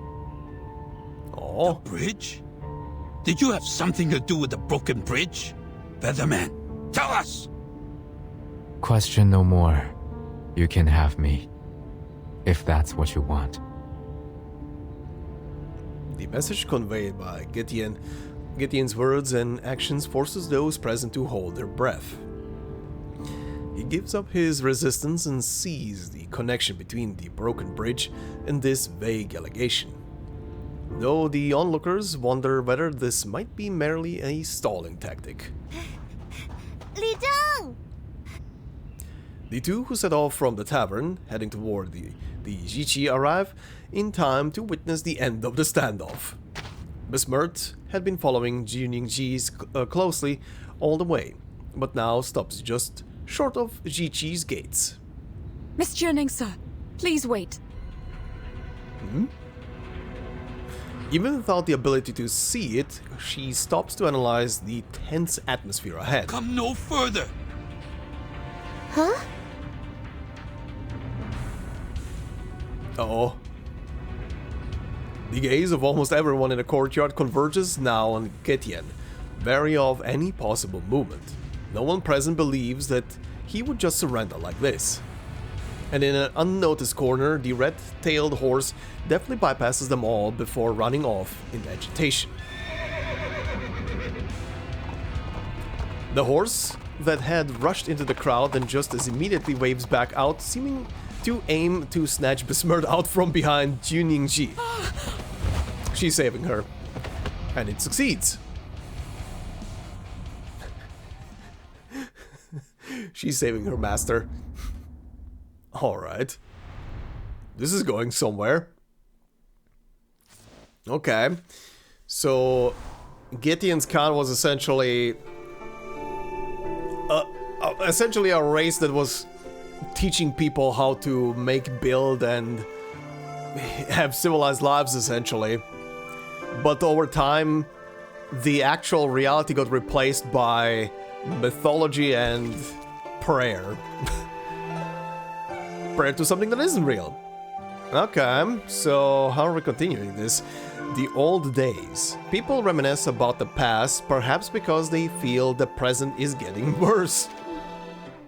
That's kinda true. If the present time would be good, people would not reminisce of the past. They would be distracted enough of the present. What just ran out of there? A horsey. That thing took away the lady. What's going on? Jiu Niangzi's words dissipate in the air without stirring a response.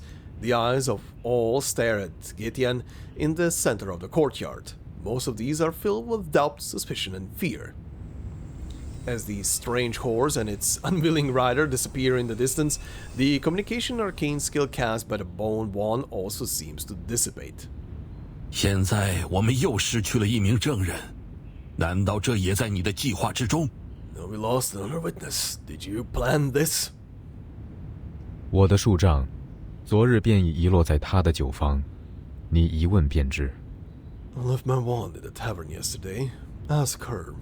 You will know. 曲娘，是这样吗？ Jiu Niangzi, is that so? 在院子里是发现了一根骨头，但那东西现在正在被掳走的胡人娘子身上。 I love how now that all the others are gone, they switched immediately to Chinese. We did find a bone in the yard, but it's with that foreign lady now. 先把他捆起来。你还有什么要说的？ Time up first. Do you have more to say? 该说的我都已说了，若再不制止，便是真的祥瑞来了，也无力回天。 Everything I need to tell you, I've spoken it all. Catch her now, or even a real Jingryu cannot save you from the disaster. 你究竟为何执着于指认曲娘为凶手？ Why are you so obsessed with calling Jiu Niangzi the culprit? 什么？我是凶手？ What? You, I am the culprit? 我是什么凶手？ What kind of culprit am I? 曲娘，无妨，我们都知道你与失踪案无关。 It's fine, Jiu Niangzi. We all know you have nothing to do with the missing persons cases. 而且他还说什么真祥瑞也没办法，我看他才是假的。 And he said that even a real Jingryu cannot save you. He's more of a fake one to me. I mean, he isn't one. Jiu Niangzi rushes angrily toward Getian, striding forward until she stands just before him. But in her rush of emotion, she loses her ability to speak. You... 曲娘，不必激动，现下只能暂且将他关押在直祠，我自去告知法曹。 Stay calm. We will hold him in detention in Jiqi for now. I'll report this to the Fashao. 现在要紧的是派人去追回马和那位胡人娘子。 The first thing to do is catch up with the horse and the foreign lady. 须得找到他的树杖，才可溯源。 And find his wand to figure out his arcane skill. The crowd quickly moves according to Li Zheng's command and exits the courtyard in an orderly fashion. Only a few scattered guards remain in the courtyard, along with the three figures located in the center. At this point, it would seem obvious that Getian must be taken away, but as Li Zheng has not yet ordered anything to that effect, no one dares step forward. For though subdued, his huge wings and claws still serve as an effective deterrent. 把他也带下去吧，其他人都散了。 Take him away. Everyone else dismissed. 曲娘，你随我来，我有事与你商议。 Jiu Niangzi, follow me. There is something we need to talk about. 雨人，你到底想做什么？ What do you want, Featherman? 曲娘， Jiu Niangzi? 你明明看上去就像祥瑞，为什么要说这样的话？ You look like a decent Xiangryu.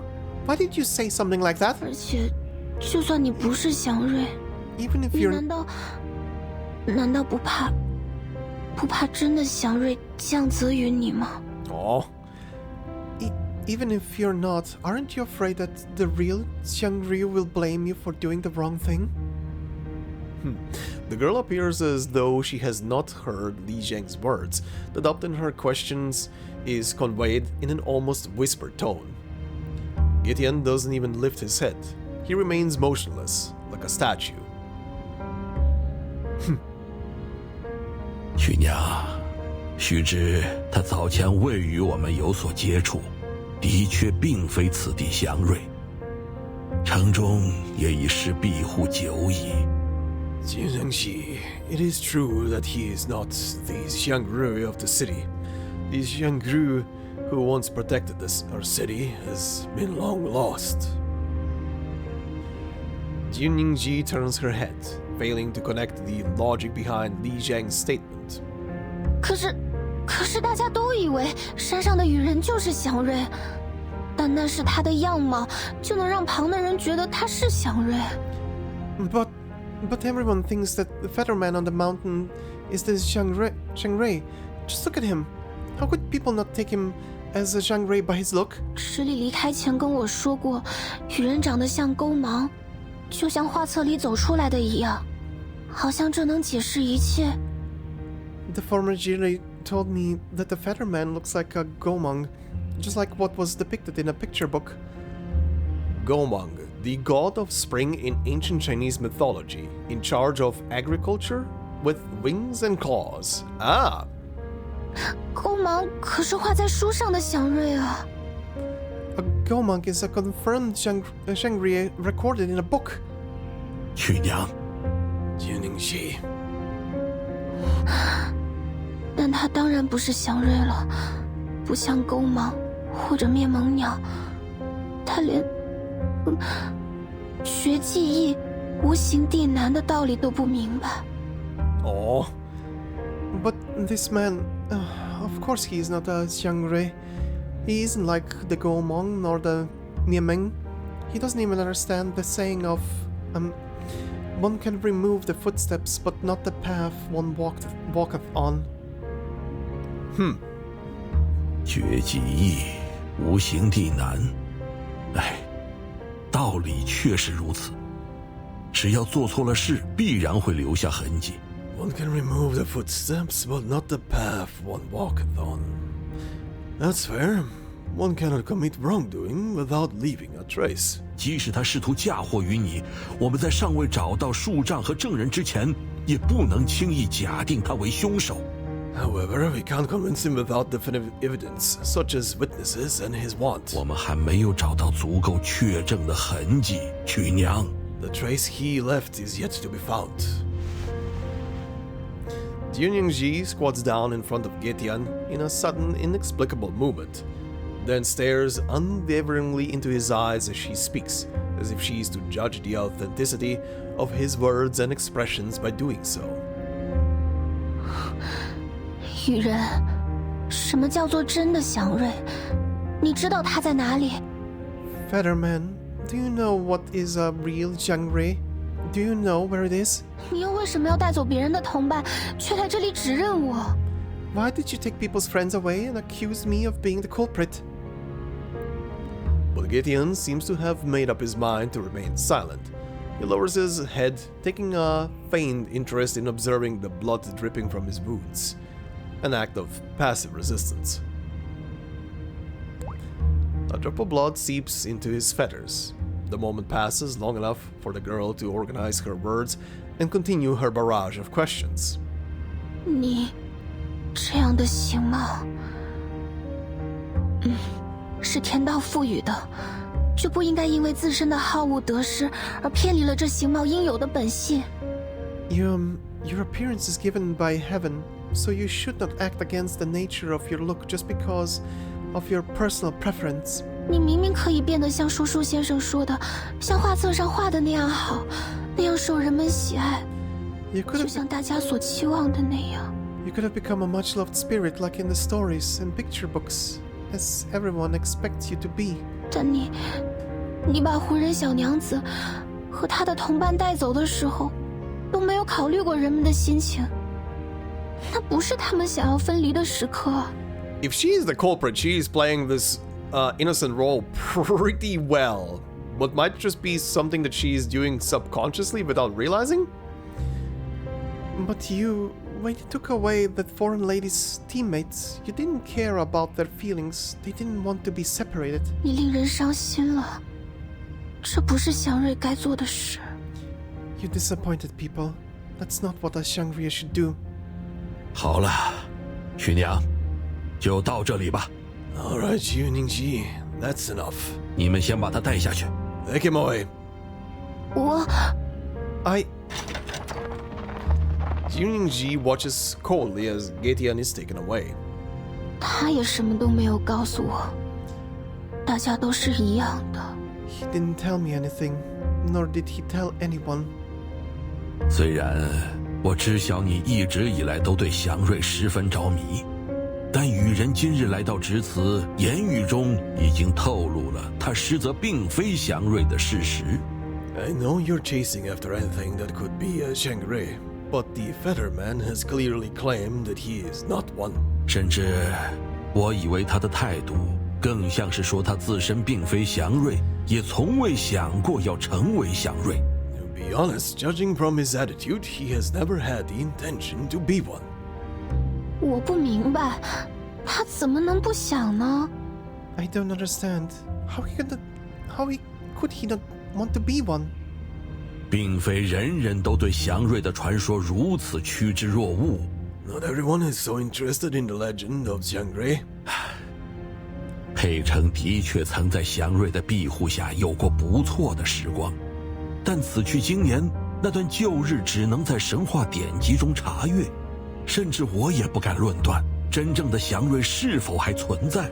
The Pèi City did have a good era under the protection of the Xiangris, but after all these years, no one can recall that time without the help of mythologies and history books. Even I can't be sure if there is a real Xiangri.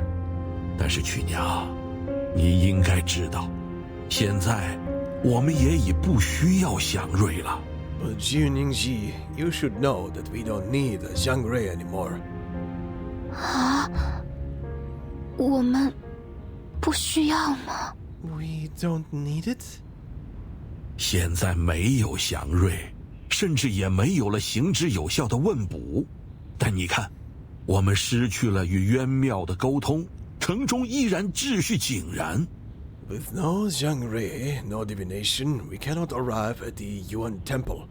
But this is still an orderly city. 度说节也依然热闹非凡，可见祥瑞并不是一城立足之必须。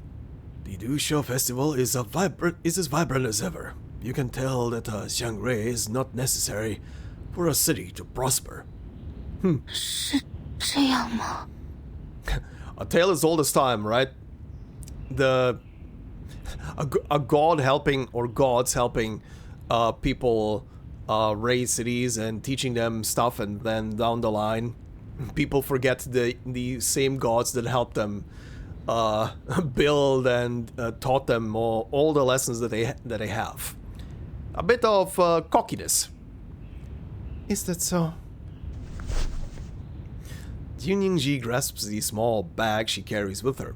The bag is embroidered with a peculiar combination of love poems. Though she has never really understood the meaning of the words, in some way they now mirror her own confused mind. 不过今日看来，原来你是识字的。By the way, turns out you can read, can't you? 你知道我不会写字的，李正。You know I can't, Li Zheng. 绝技易，无形地难。One can remove the footsteps, but not the path one walketh on. 不是的，我只是听道士说过太多次，所以记住了。Oh, that's not what it seems to be. I heard it from the Taoist countless times, so I remembered it. 哪位道士？是城中的道人吗？ Which Taoist? In the city? Jiu Niangzi shakes her head to refute Li Zheng's assumptions. 是我来到城里之前，曾经与一个道士同行过一段时日。他会重复一些话，我总是听不明白，但心里牢牢地记着。No, it was a Taoist I traveled with before I came to Pèi City. The Taoist said many different things over and over again. I couldn't understand, but I remember them. 听起来你曾有一位贤师。毕竟你入城以后一向与人为善，走上了一条与葛天不同的道路。Sounds like you had a distinguished teacher. Since you came here, you've been treating people nice and kindly. Exactly the opposite of what Getian has done. 原来他叫葛天。So his name is Getian. 是啊，葛天。Yes, 但你 Getian. 刚才还是同他说的太多了。You said too many things to him. 他并不是你一直在寻找、心中所向往的祥瑞。He's not the Xiangray you're looking for. 真正的祥瑞不会毫无理由做出这样冒犯的事。他或许只是一个久居山上的大妖。A real Xiangray would never be so rude. It is very possible that he is only a Yao that has been living on the mountain for too long. Her hand lowers, seeming to find it difficult to accept such a change in thought. 可他究竟为什么要指认我呢？我不明白，是我做错了什么吗？ Before we continue, I have a question here. Was all of this part actually in Chinese in the original release of this story event? Considering what you guys told me on the previous episode that they changed the updated the lines of Getian, but he spoke when he spoke Mandarin to the characters at the beginning there. Like, was the rest of the event then also just purely in English, or did they added Chinese here later as well? Anyway. But why did he accuse me like that? I don't get it. Did I do something wrong? 可以想见，因为你是直理。Because you're the Jili. Jiu Niangzi looks at Li Zheng, her face caught between doubt and curiosity. Having presented his point of view, the old man rubs his beard and laughs, knowingly helpless to influence the girl's reaction. 前任之礼已因他之故回乡去了，他见此法奏效，或是想要故技重施。I wonder what he said. The former Jili left because of what he said and did. Now he wants to play the same trick on you. 况且，今日他闯入直祠时，见我似乎相当惊讶，由此不难推断一二。What's more, when he got here and saw me but not you, he acted quite surprised. You can tell from the details. The thoughts behind her eyes grow more muddled. Such deceitful scheming felt too complicated for her to comprehend. 对了，还有那被掳走的胡人娘子，她。Oh, and that captured foreign lady, she. 放下心吧，已派人出去搜寻了。我们现在也该去商定一下明早走击与月桥的事项。Don't worry, there are people searching for them now. As for us, we should confirm the details for tomorrow's fortune walk and bridge leap. 哦，月桥，是的，还有这件事。要是断桥能够修复就好了，就不用年节动物，也不用跳桥了。Right, bridge leap. I almost forgot. If only the broken bridge could be fixed, and we wouldn't need those festive animals, nor to jump over the bridge. 刚才我问葛天，可是他什么都不回答的时候，我就在想。During Getian's silence, I was thinking that. 如果我能直接问直徐呢？去渊庙。What if I can go to the Yuan Temple and ask Jishu, the Guardian? 如果是真正的问卜，那我想了解的事情也一定会有答案吧。If the legend of the divination is real, then whatever the question is, Jishu will answer me, right? 是啊。I guess so. The two of them walk indoors, their conversation disappearing from the courtyard under the sound of footsteps on hard stone. Okay, this was an interesting bit. Still going. Government office. Without the pristine government office, two figures exchange information from their past few days, so they might agree on their next step course of action. 事情就是这样，葛天现下暂时收押在直祠地牢，曲娘也还在那边。That is the whole story. Gideon is now detained in Jishi dungeon. Jiu Niangzi is there as well. 2个时辰前，我与直里曲娘商议后，决定保留走集与月桥的仪式。4 hours ago, after discussing with the new Jili, we decided to keep the ceremonies of Fortune Walk and Bridge Leap. 只是那些生有异色的动物确实不便再用，规模相较以往直须之年有所缩减。But no colored animals are used this time. The number of animals will be less than those in previous years in Jishu. 此为人员名录与各类筹措明细，我令人摹写了几份，已经送到各方去了。Here is the list of ceremony members and funds. I've asked people to deliver the copies to all the streets. Li Jing picks up a stack of papers from the desk and hands them out dutifully. 您辛苦。 Question marks? Looks normal. 应当的。还有葛天一事，按照法规，须得度朔节后再升堂会审。 This is my duty. As for Gideon, we shall put him on hold until after the Dusho festival, according to the law. 我还有疑问，证据追回来了没有？ One more thing. Have we found the horse and the proof? 尚未追回。掠走胡人娘子的宏伟马驹，大抵还是受了葛天的控制。等我们的人追到郊外，已经在雨中消失得无影无踪。 Not yet. The horse taking that foreign lady away might still be under control of Gideon. There was no trace of them when our people chased them out of the city. 辰时郊外急雨，行路困难，可以理解。只能等此次雨停后再行搜索了。 I understand. Given the road conditions in the morning rain, looks like we will have to continue with the search after it stops. 一马驹携一盲眼女子，应当走不出太远。待到雨停，我会亲自带队前去。 But I don't think a horse carrying a blind woman can go far enough to escape. I'll lead the search squad myself next time. 劳烦法曹。 Thank you, Fasao. The imposing figure with his back to the entryway habitually presses down on the short sword on his waist, adjusting the position of the blade, then waves his hand again to show that he doesn't need to concern himself with such matters. 分内事罢了。直理呢？ I'm only doing my job. Where is the Jili? 法曹是问曲娘还是先前的那位？ Are you referring to Jiu Niangzi or the former one? 回乡的那位。 The one who went back to her hometown.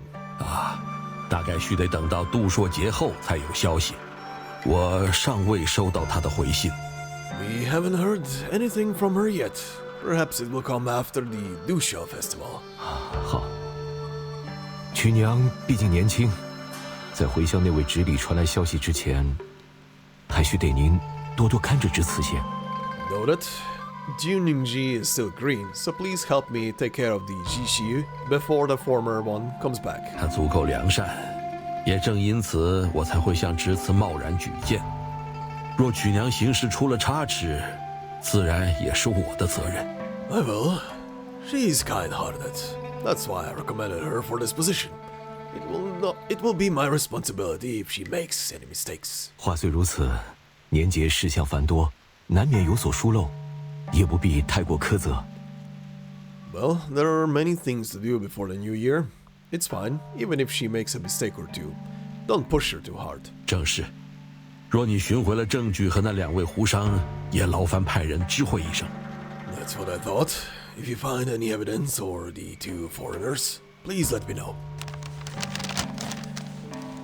Fasao rises nimbly while holding the documents. As he prepares to bid his farewell, he is stopped by Li Zheng's raised hand. 稍待，还有一事，是今夜岁除宴。法曹若是愿意，可携亲眷来曲娘的酒坊度过。 Oh good, more horses. Oh, another thing. The New Year's feast tonight. You're welcome to Jiu Niangzi's tavern with your relatives. 酒坊？那可是金氏街坊都去。The tavern? Are the people around the merchant sub going to? 是啊，他宴请乡邻，理由也不难猜。Yes, she's hosting a feast for the neighbors. 岁除首夜，翻过年去便是度朔节的第一天。It is the New Year's Eve It is the New Year's Eve vigil, followed by the first day of Dusha festival. 往年酒坊也是设宴的。It is an annual tradition at the tavern. 朔日，新年。Shuori, the new year. 是啊，新的一年又是秩序生辰。Right, another year of the Jishu. 希望供奉着秩序的渊庙，亦能传来好消息。Hopefully, the Yuan temple, which worships the Jishu, will bring us good news. Having said his piece, leaving only a moment of silence, the two of them look out the window, toward the eaves of the broken bridge and the temple flickering in the misty rain. What is going on here? Okay, very interessante. Okay, on to the next one. That for some reason lagged because it was loading in the rain. Okay. Well, hollow-eyed. Truth and reflection. Huh. Okay. Can we turn our little red-headed goober back into a person? Into a human person? The striped horse with his red mane charges through the pouring rain, carrying Bessmert.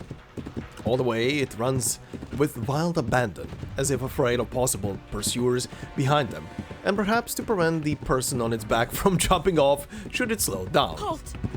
Halt! Do you hear me? The horse runs onward still, even striding several shallow depressions with ease before continuing forward. Seeing her words taking little effect, Bessmert attempts to slow it down using her prior experience with horses. As she releases her breath, she lets go of the mane and replaces one hand in front of the creature's neck, while the other hand caresses the fur on both sides, adjusting to match the rhythm of its gallop. Easy. Easy now. Good child.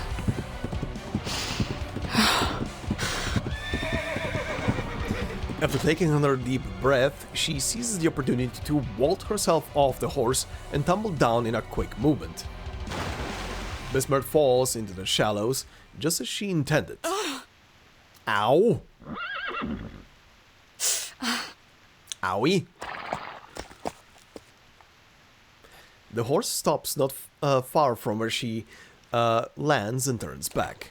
Ignoring the accumulated pain of new and old injuries, Bessmert clambers out of the water, but her hands sink into the soft mud along the shallow shore.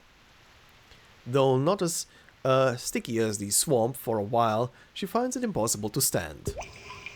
Oh. Madam! Oh, shit! Hi! What?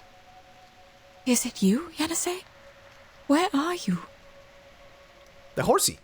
The familiar voice is certainly within earshot, but Bessmert cannot place its direction, no matter how hard she strains. She struggles to lift herself out of the mud and falls again. I'm sorry, are you hurt? Oh, I see. Yeah, I was right. The reflection in the water is showing as herself. So clear water is essentially reflecting her. I wonder if that is only because of Yanise's arcane ability being water-based, or if that is true with everybody who gets turned into animals. I was so anxious. We must not let them catch us. I'm all right. I'm good. How did you... I am talking to you through the water. Please hurry up and get back on me. Ah, okay, so she's also using the water as a medium. Got it. You've turned into a striped horse too? Yes. Or is this your arcane skill? I am not a striped horse, madam. I'm a Lushu. Both of them are arcane creatures, but not the same kind. And yes, that's my arcane skill. I can show images and few sounds through water. I cast it once when we passed by the swamp in Tula, remember? What about the Lushu? What are they? Did Getien take you away and turn you into this? That strange term she heard before all things began suddenly reappears in her mind. Bessmert quickly associates it with her current situation. Making too much noise. I can't hear you or the surroundings. Get on my back. I'm not sure how far they are from us. I don't hear any footsteps from grown men. Come here, child. Help me up.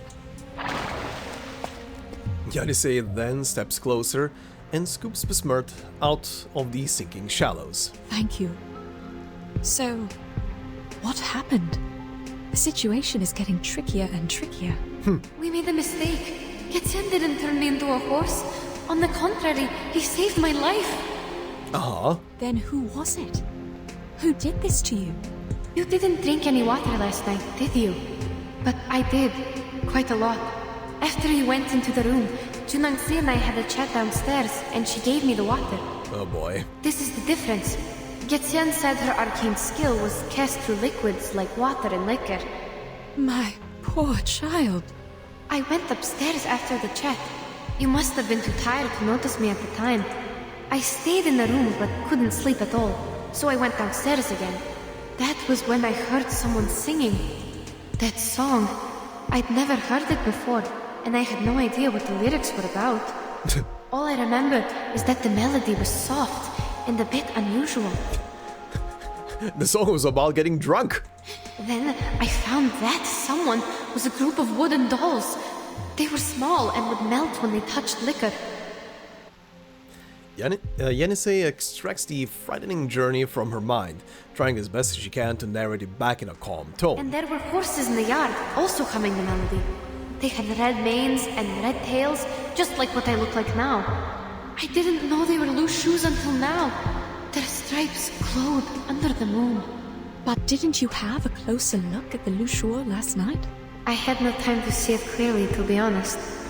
Anyway, that chat I had with Jiu Niangzi was quite good.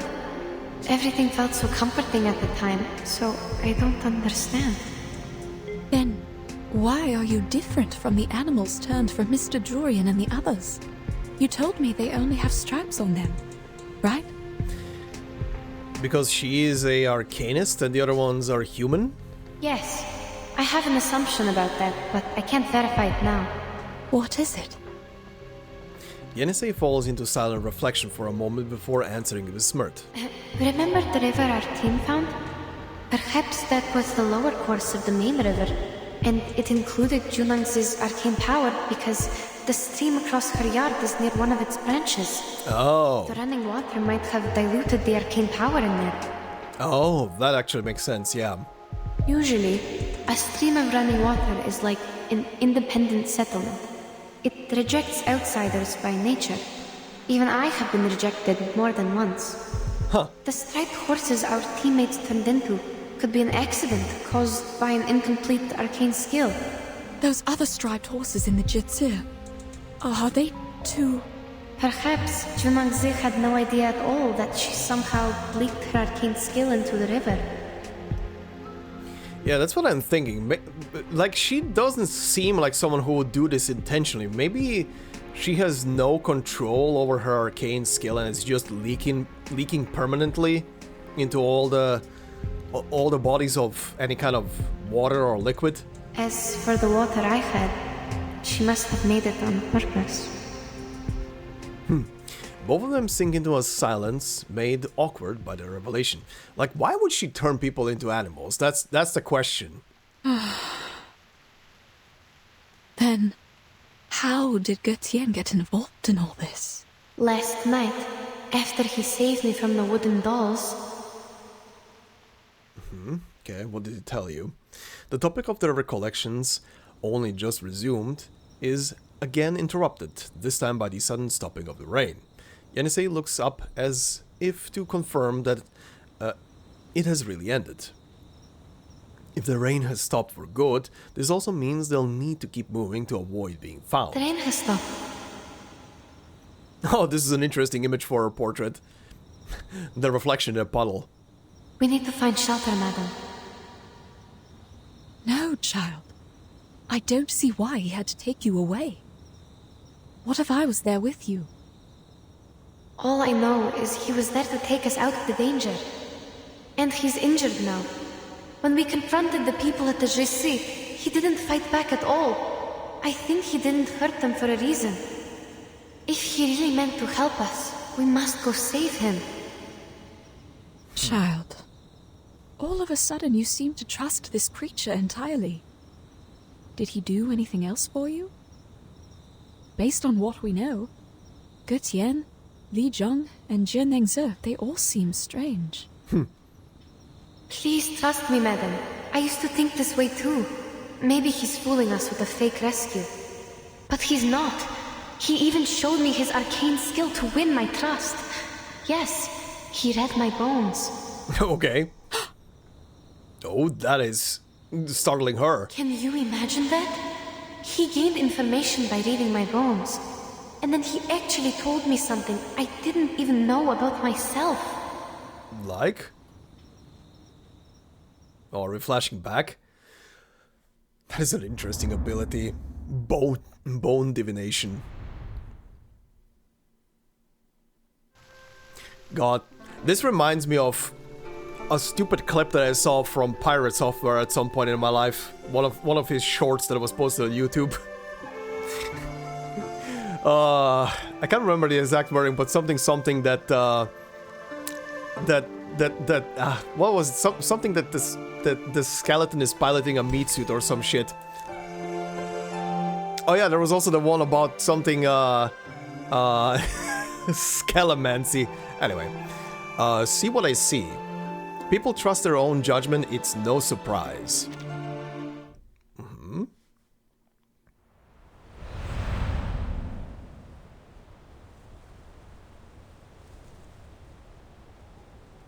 Alright. Oh. Let me go! Where are you taking me? Oh, yep, flashback. You... If I let go, you will fall, and death will be your end.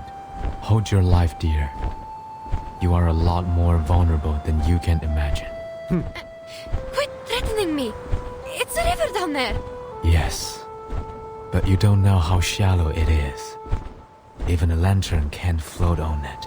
It's dying, unlike the other branches you saw outside the city. So what? Does that explain why you captured me? Fine. The river is dying. I'm held by a birdman in mid-air. I'll fall and die if I struggle. There's nothing I can do. I really like her sass. It's so good. Yes, it's a rare wisdom for a girl of your age to know her limits. But I'm not a birdman.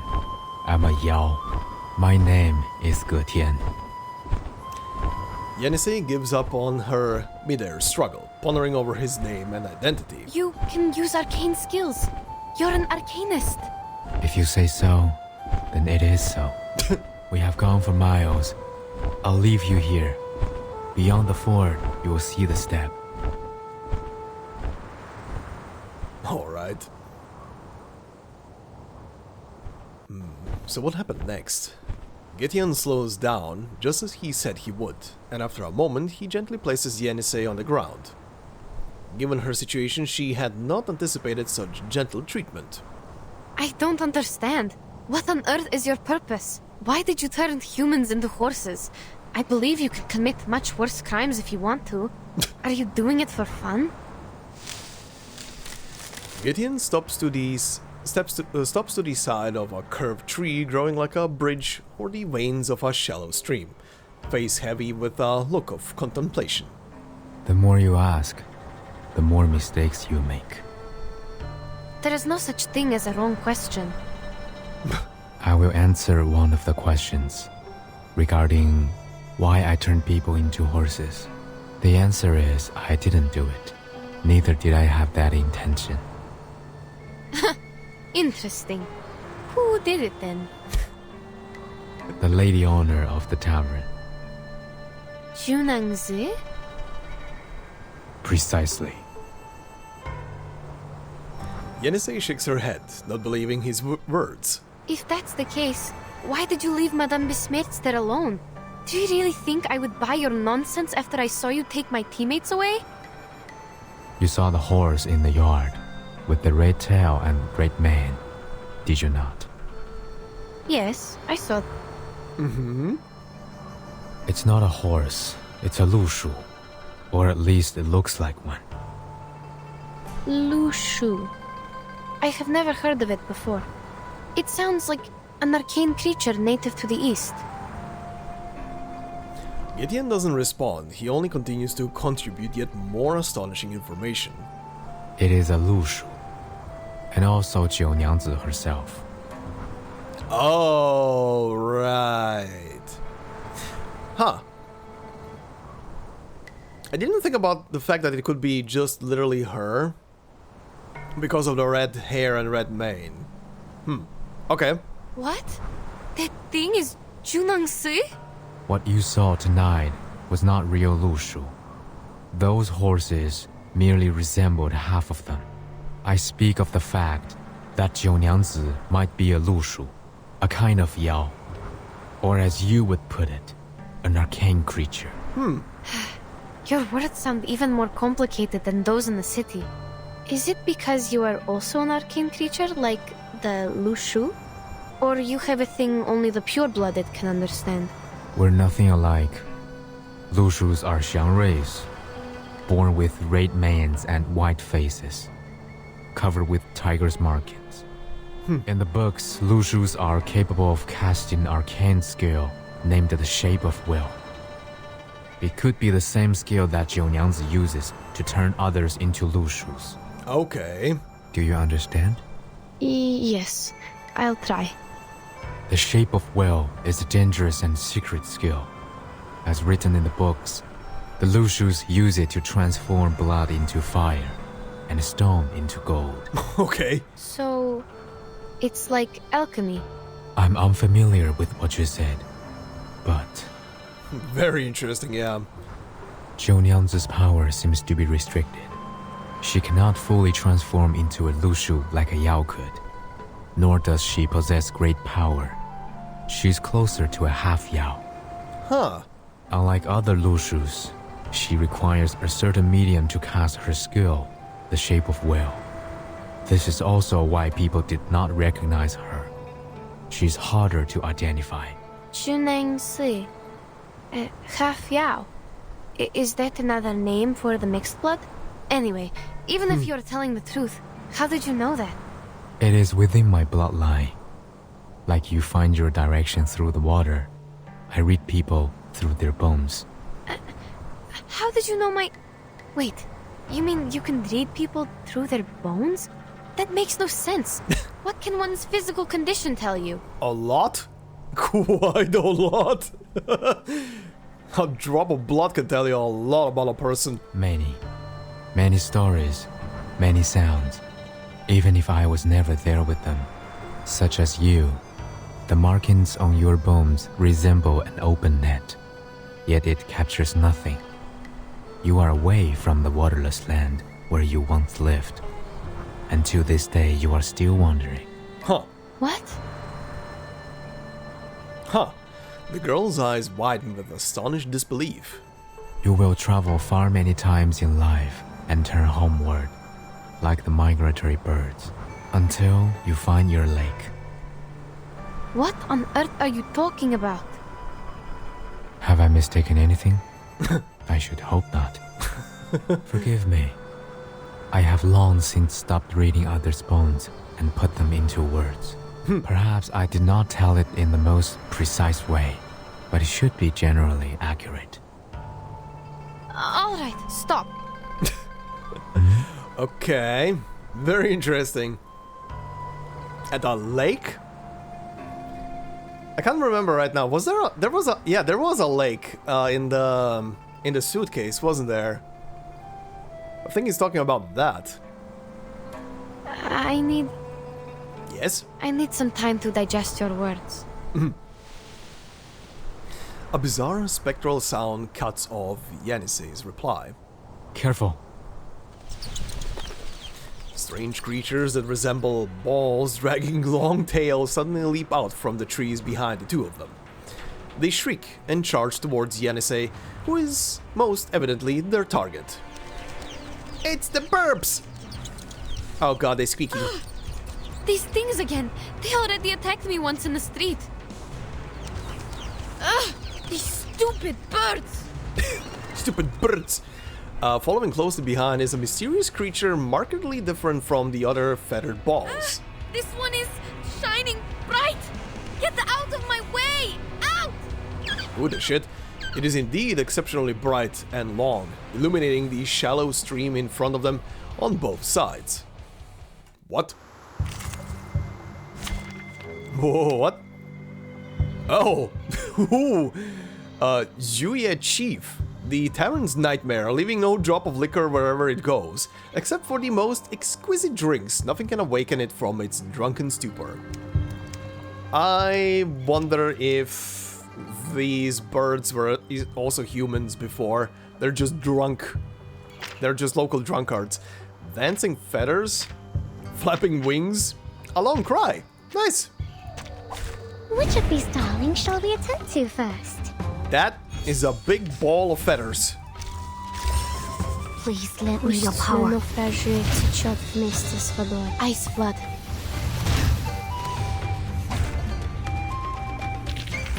There we go. Finally, it's just you and me, Master. Alright, birds defeathered. Gideon stares in the direction the scattered Juye ran off, his mind burdened with thought. Have you drunk the liquor? Offered by Jiu Niangzi. She drank the water. No, but I had the water from her. Why? These Juye might be attracted here by the scent of liquor. They feed on the flowers of Juye, which can be used to make liquor and smell of leaves. They could be here because they smelled the liquor. But you only had water. What else could attract them? Yenisei thinks back to the preceding events. If they were attracted by the scent of liquor, I think it was the wooden doll's fault. They soaked themselves in the liquor before they attacked me. I might have gotten their scent during the battle. The scent of liquor stands is not strong enough to attract them here. It would have taken a proper consumption of liquor for them to notice. I worry that liquor is the medium for her transformation skill. But that is only my speculation. If the water you drank also exerts the same effect on you. As though his words hold the power of execution, the change happens the very moment he speaks. Time to become a horsey. What? You... I like that even he is spooked by this. Yenisei kneels... Ugh, the sound. Ugh. Yenisei kneels down and her body transforms, just as her companions transformed on the steps before her. How so? Although Gideon had already anticipated this moment, he cannot help but be startled by this strange process and flaps his wings involuntarily. His instincts tell him to flee. Yeah, very interesting. Even he, well, he was anticipating something to happen, but even he was startled by the fact that it didn't work through alcohol, I guess. Night falls, the rain has stopped, and the riverbank is moist and soft. Fa Xiao leads his team in search of the red-haired horse's trail, finally arriving at the edge of the river. The exact spot where Gideon and Yenisei stayed the night before. 结果如何? Find anything? 有人来过，足迹似一高挑女子，与一匹马。 Someone was here. Seems like a horse, with a female, tall and thin. 不是马，是马驹，脚印还要更浅更小，且看仔细些。 Not a horse, but a foal. Look carefully. The footsteps are smaller and shallower than a horse's. 这些脚印消失在何处？ Where are the ends of the tracks? 前方浅滩，从这里数过去10尺之后就没有痕迹了。无从知晓他们离开的方向。 The river beach ahead. The tracks stopped 3 meters away. We couldn't tell where they went. 不应当啊。 That can't be. Vassal strides over to inspect the traces near where the trail of footprints ends. 如果是说脚印消失，急雨接连几场，是有可能冲刷了河滩的。 It rained a couple of times. The rain could have washed away the footprints. 不，这里不应当还有其他痕迹。 If that's the case, there shouldn't be other tracks here. 那，例如此处。 Like this. 树藤的边缘，禽类爪印。 Bird's claw marks at the edge of the rotten wood. 猛禽，相当有力的指爪大小啊，和甲剑的锋锐程度。 It was a bird of prey. 更早的时候曾在此落脚。 And judging from the size and the sharpness, it's quite strong. 真的？ It's true. 这附近还有2组脚印。 Hey, I found another 2 sets of footprints. 浅而窄，是年轻女子的脚印。 They are shallow and narrow, possibly from the same person, a young woman. 此处如此低矮，靠近河面的中空树藤，通常不是普通禽类的理想落脚点。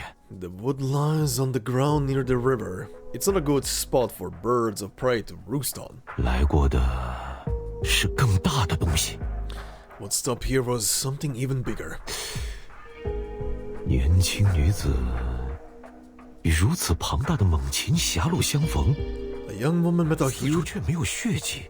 A young woman met a huge bird of prey here, yet there is no bloodstains at all. 也许那失踪湖上的真相，与人所说仍有偏差。 Perhaps the truth behind the foreign merchant's disappearance is different from the feather man's statement. 我们须得回去一趟直祠。 We need to go back to the Jichi. Okay, they're puzzling it together. At least they're not stupid. Maybe they are. Who knows? Oh, back to a flashback.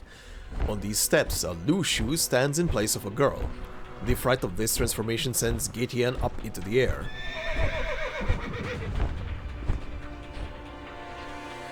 Too late. So it seems her tea can also transform people. I must report this to the authorities. Stay here. Oh. No, you must not leave. You can speak through the water. You know what my arcane skill can do, but I can't maintain it for long. I spend too much energy fighting the Juiers. I must take leave. Where are you going? You need to save Madame Bessmert. Please, I'm begging you. Please save her. She can't see, and she's still alone in the tavern. She must be in great danger now. I have thought about it. Given that my wound was also left in that tavern. But should I return, Jiu Niangzi might be alerted. I sense kindness in that girl. She hasn't done anything evil except for turning people into Lushus. Your friend should be safe with her for the moment. Yeah, this is the curious part about this whole thing. Why the transformation into the Lushus is the big question here, because she does not seem like an evil person. The more urgent matter is to spread the word before she further repeats her mistake. I must go find someone to handle this properly. Please take me with you.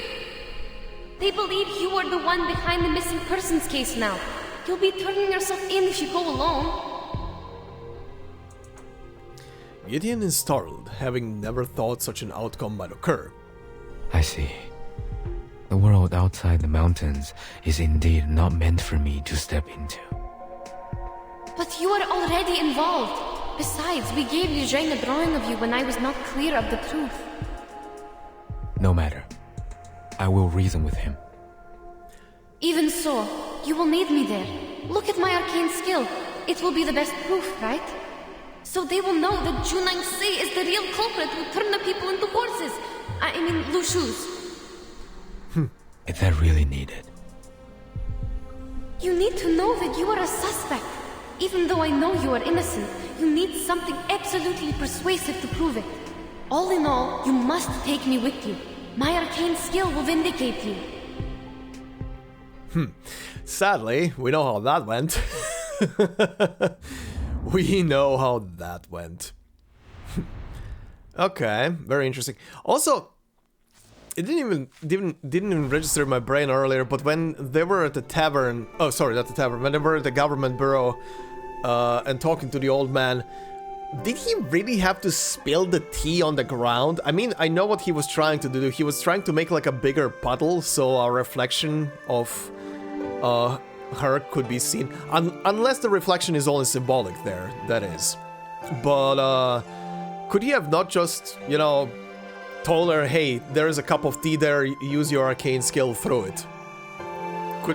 Maybe that could have not worked because the puddle of water or liquid was just too small.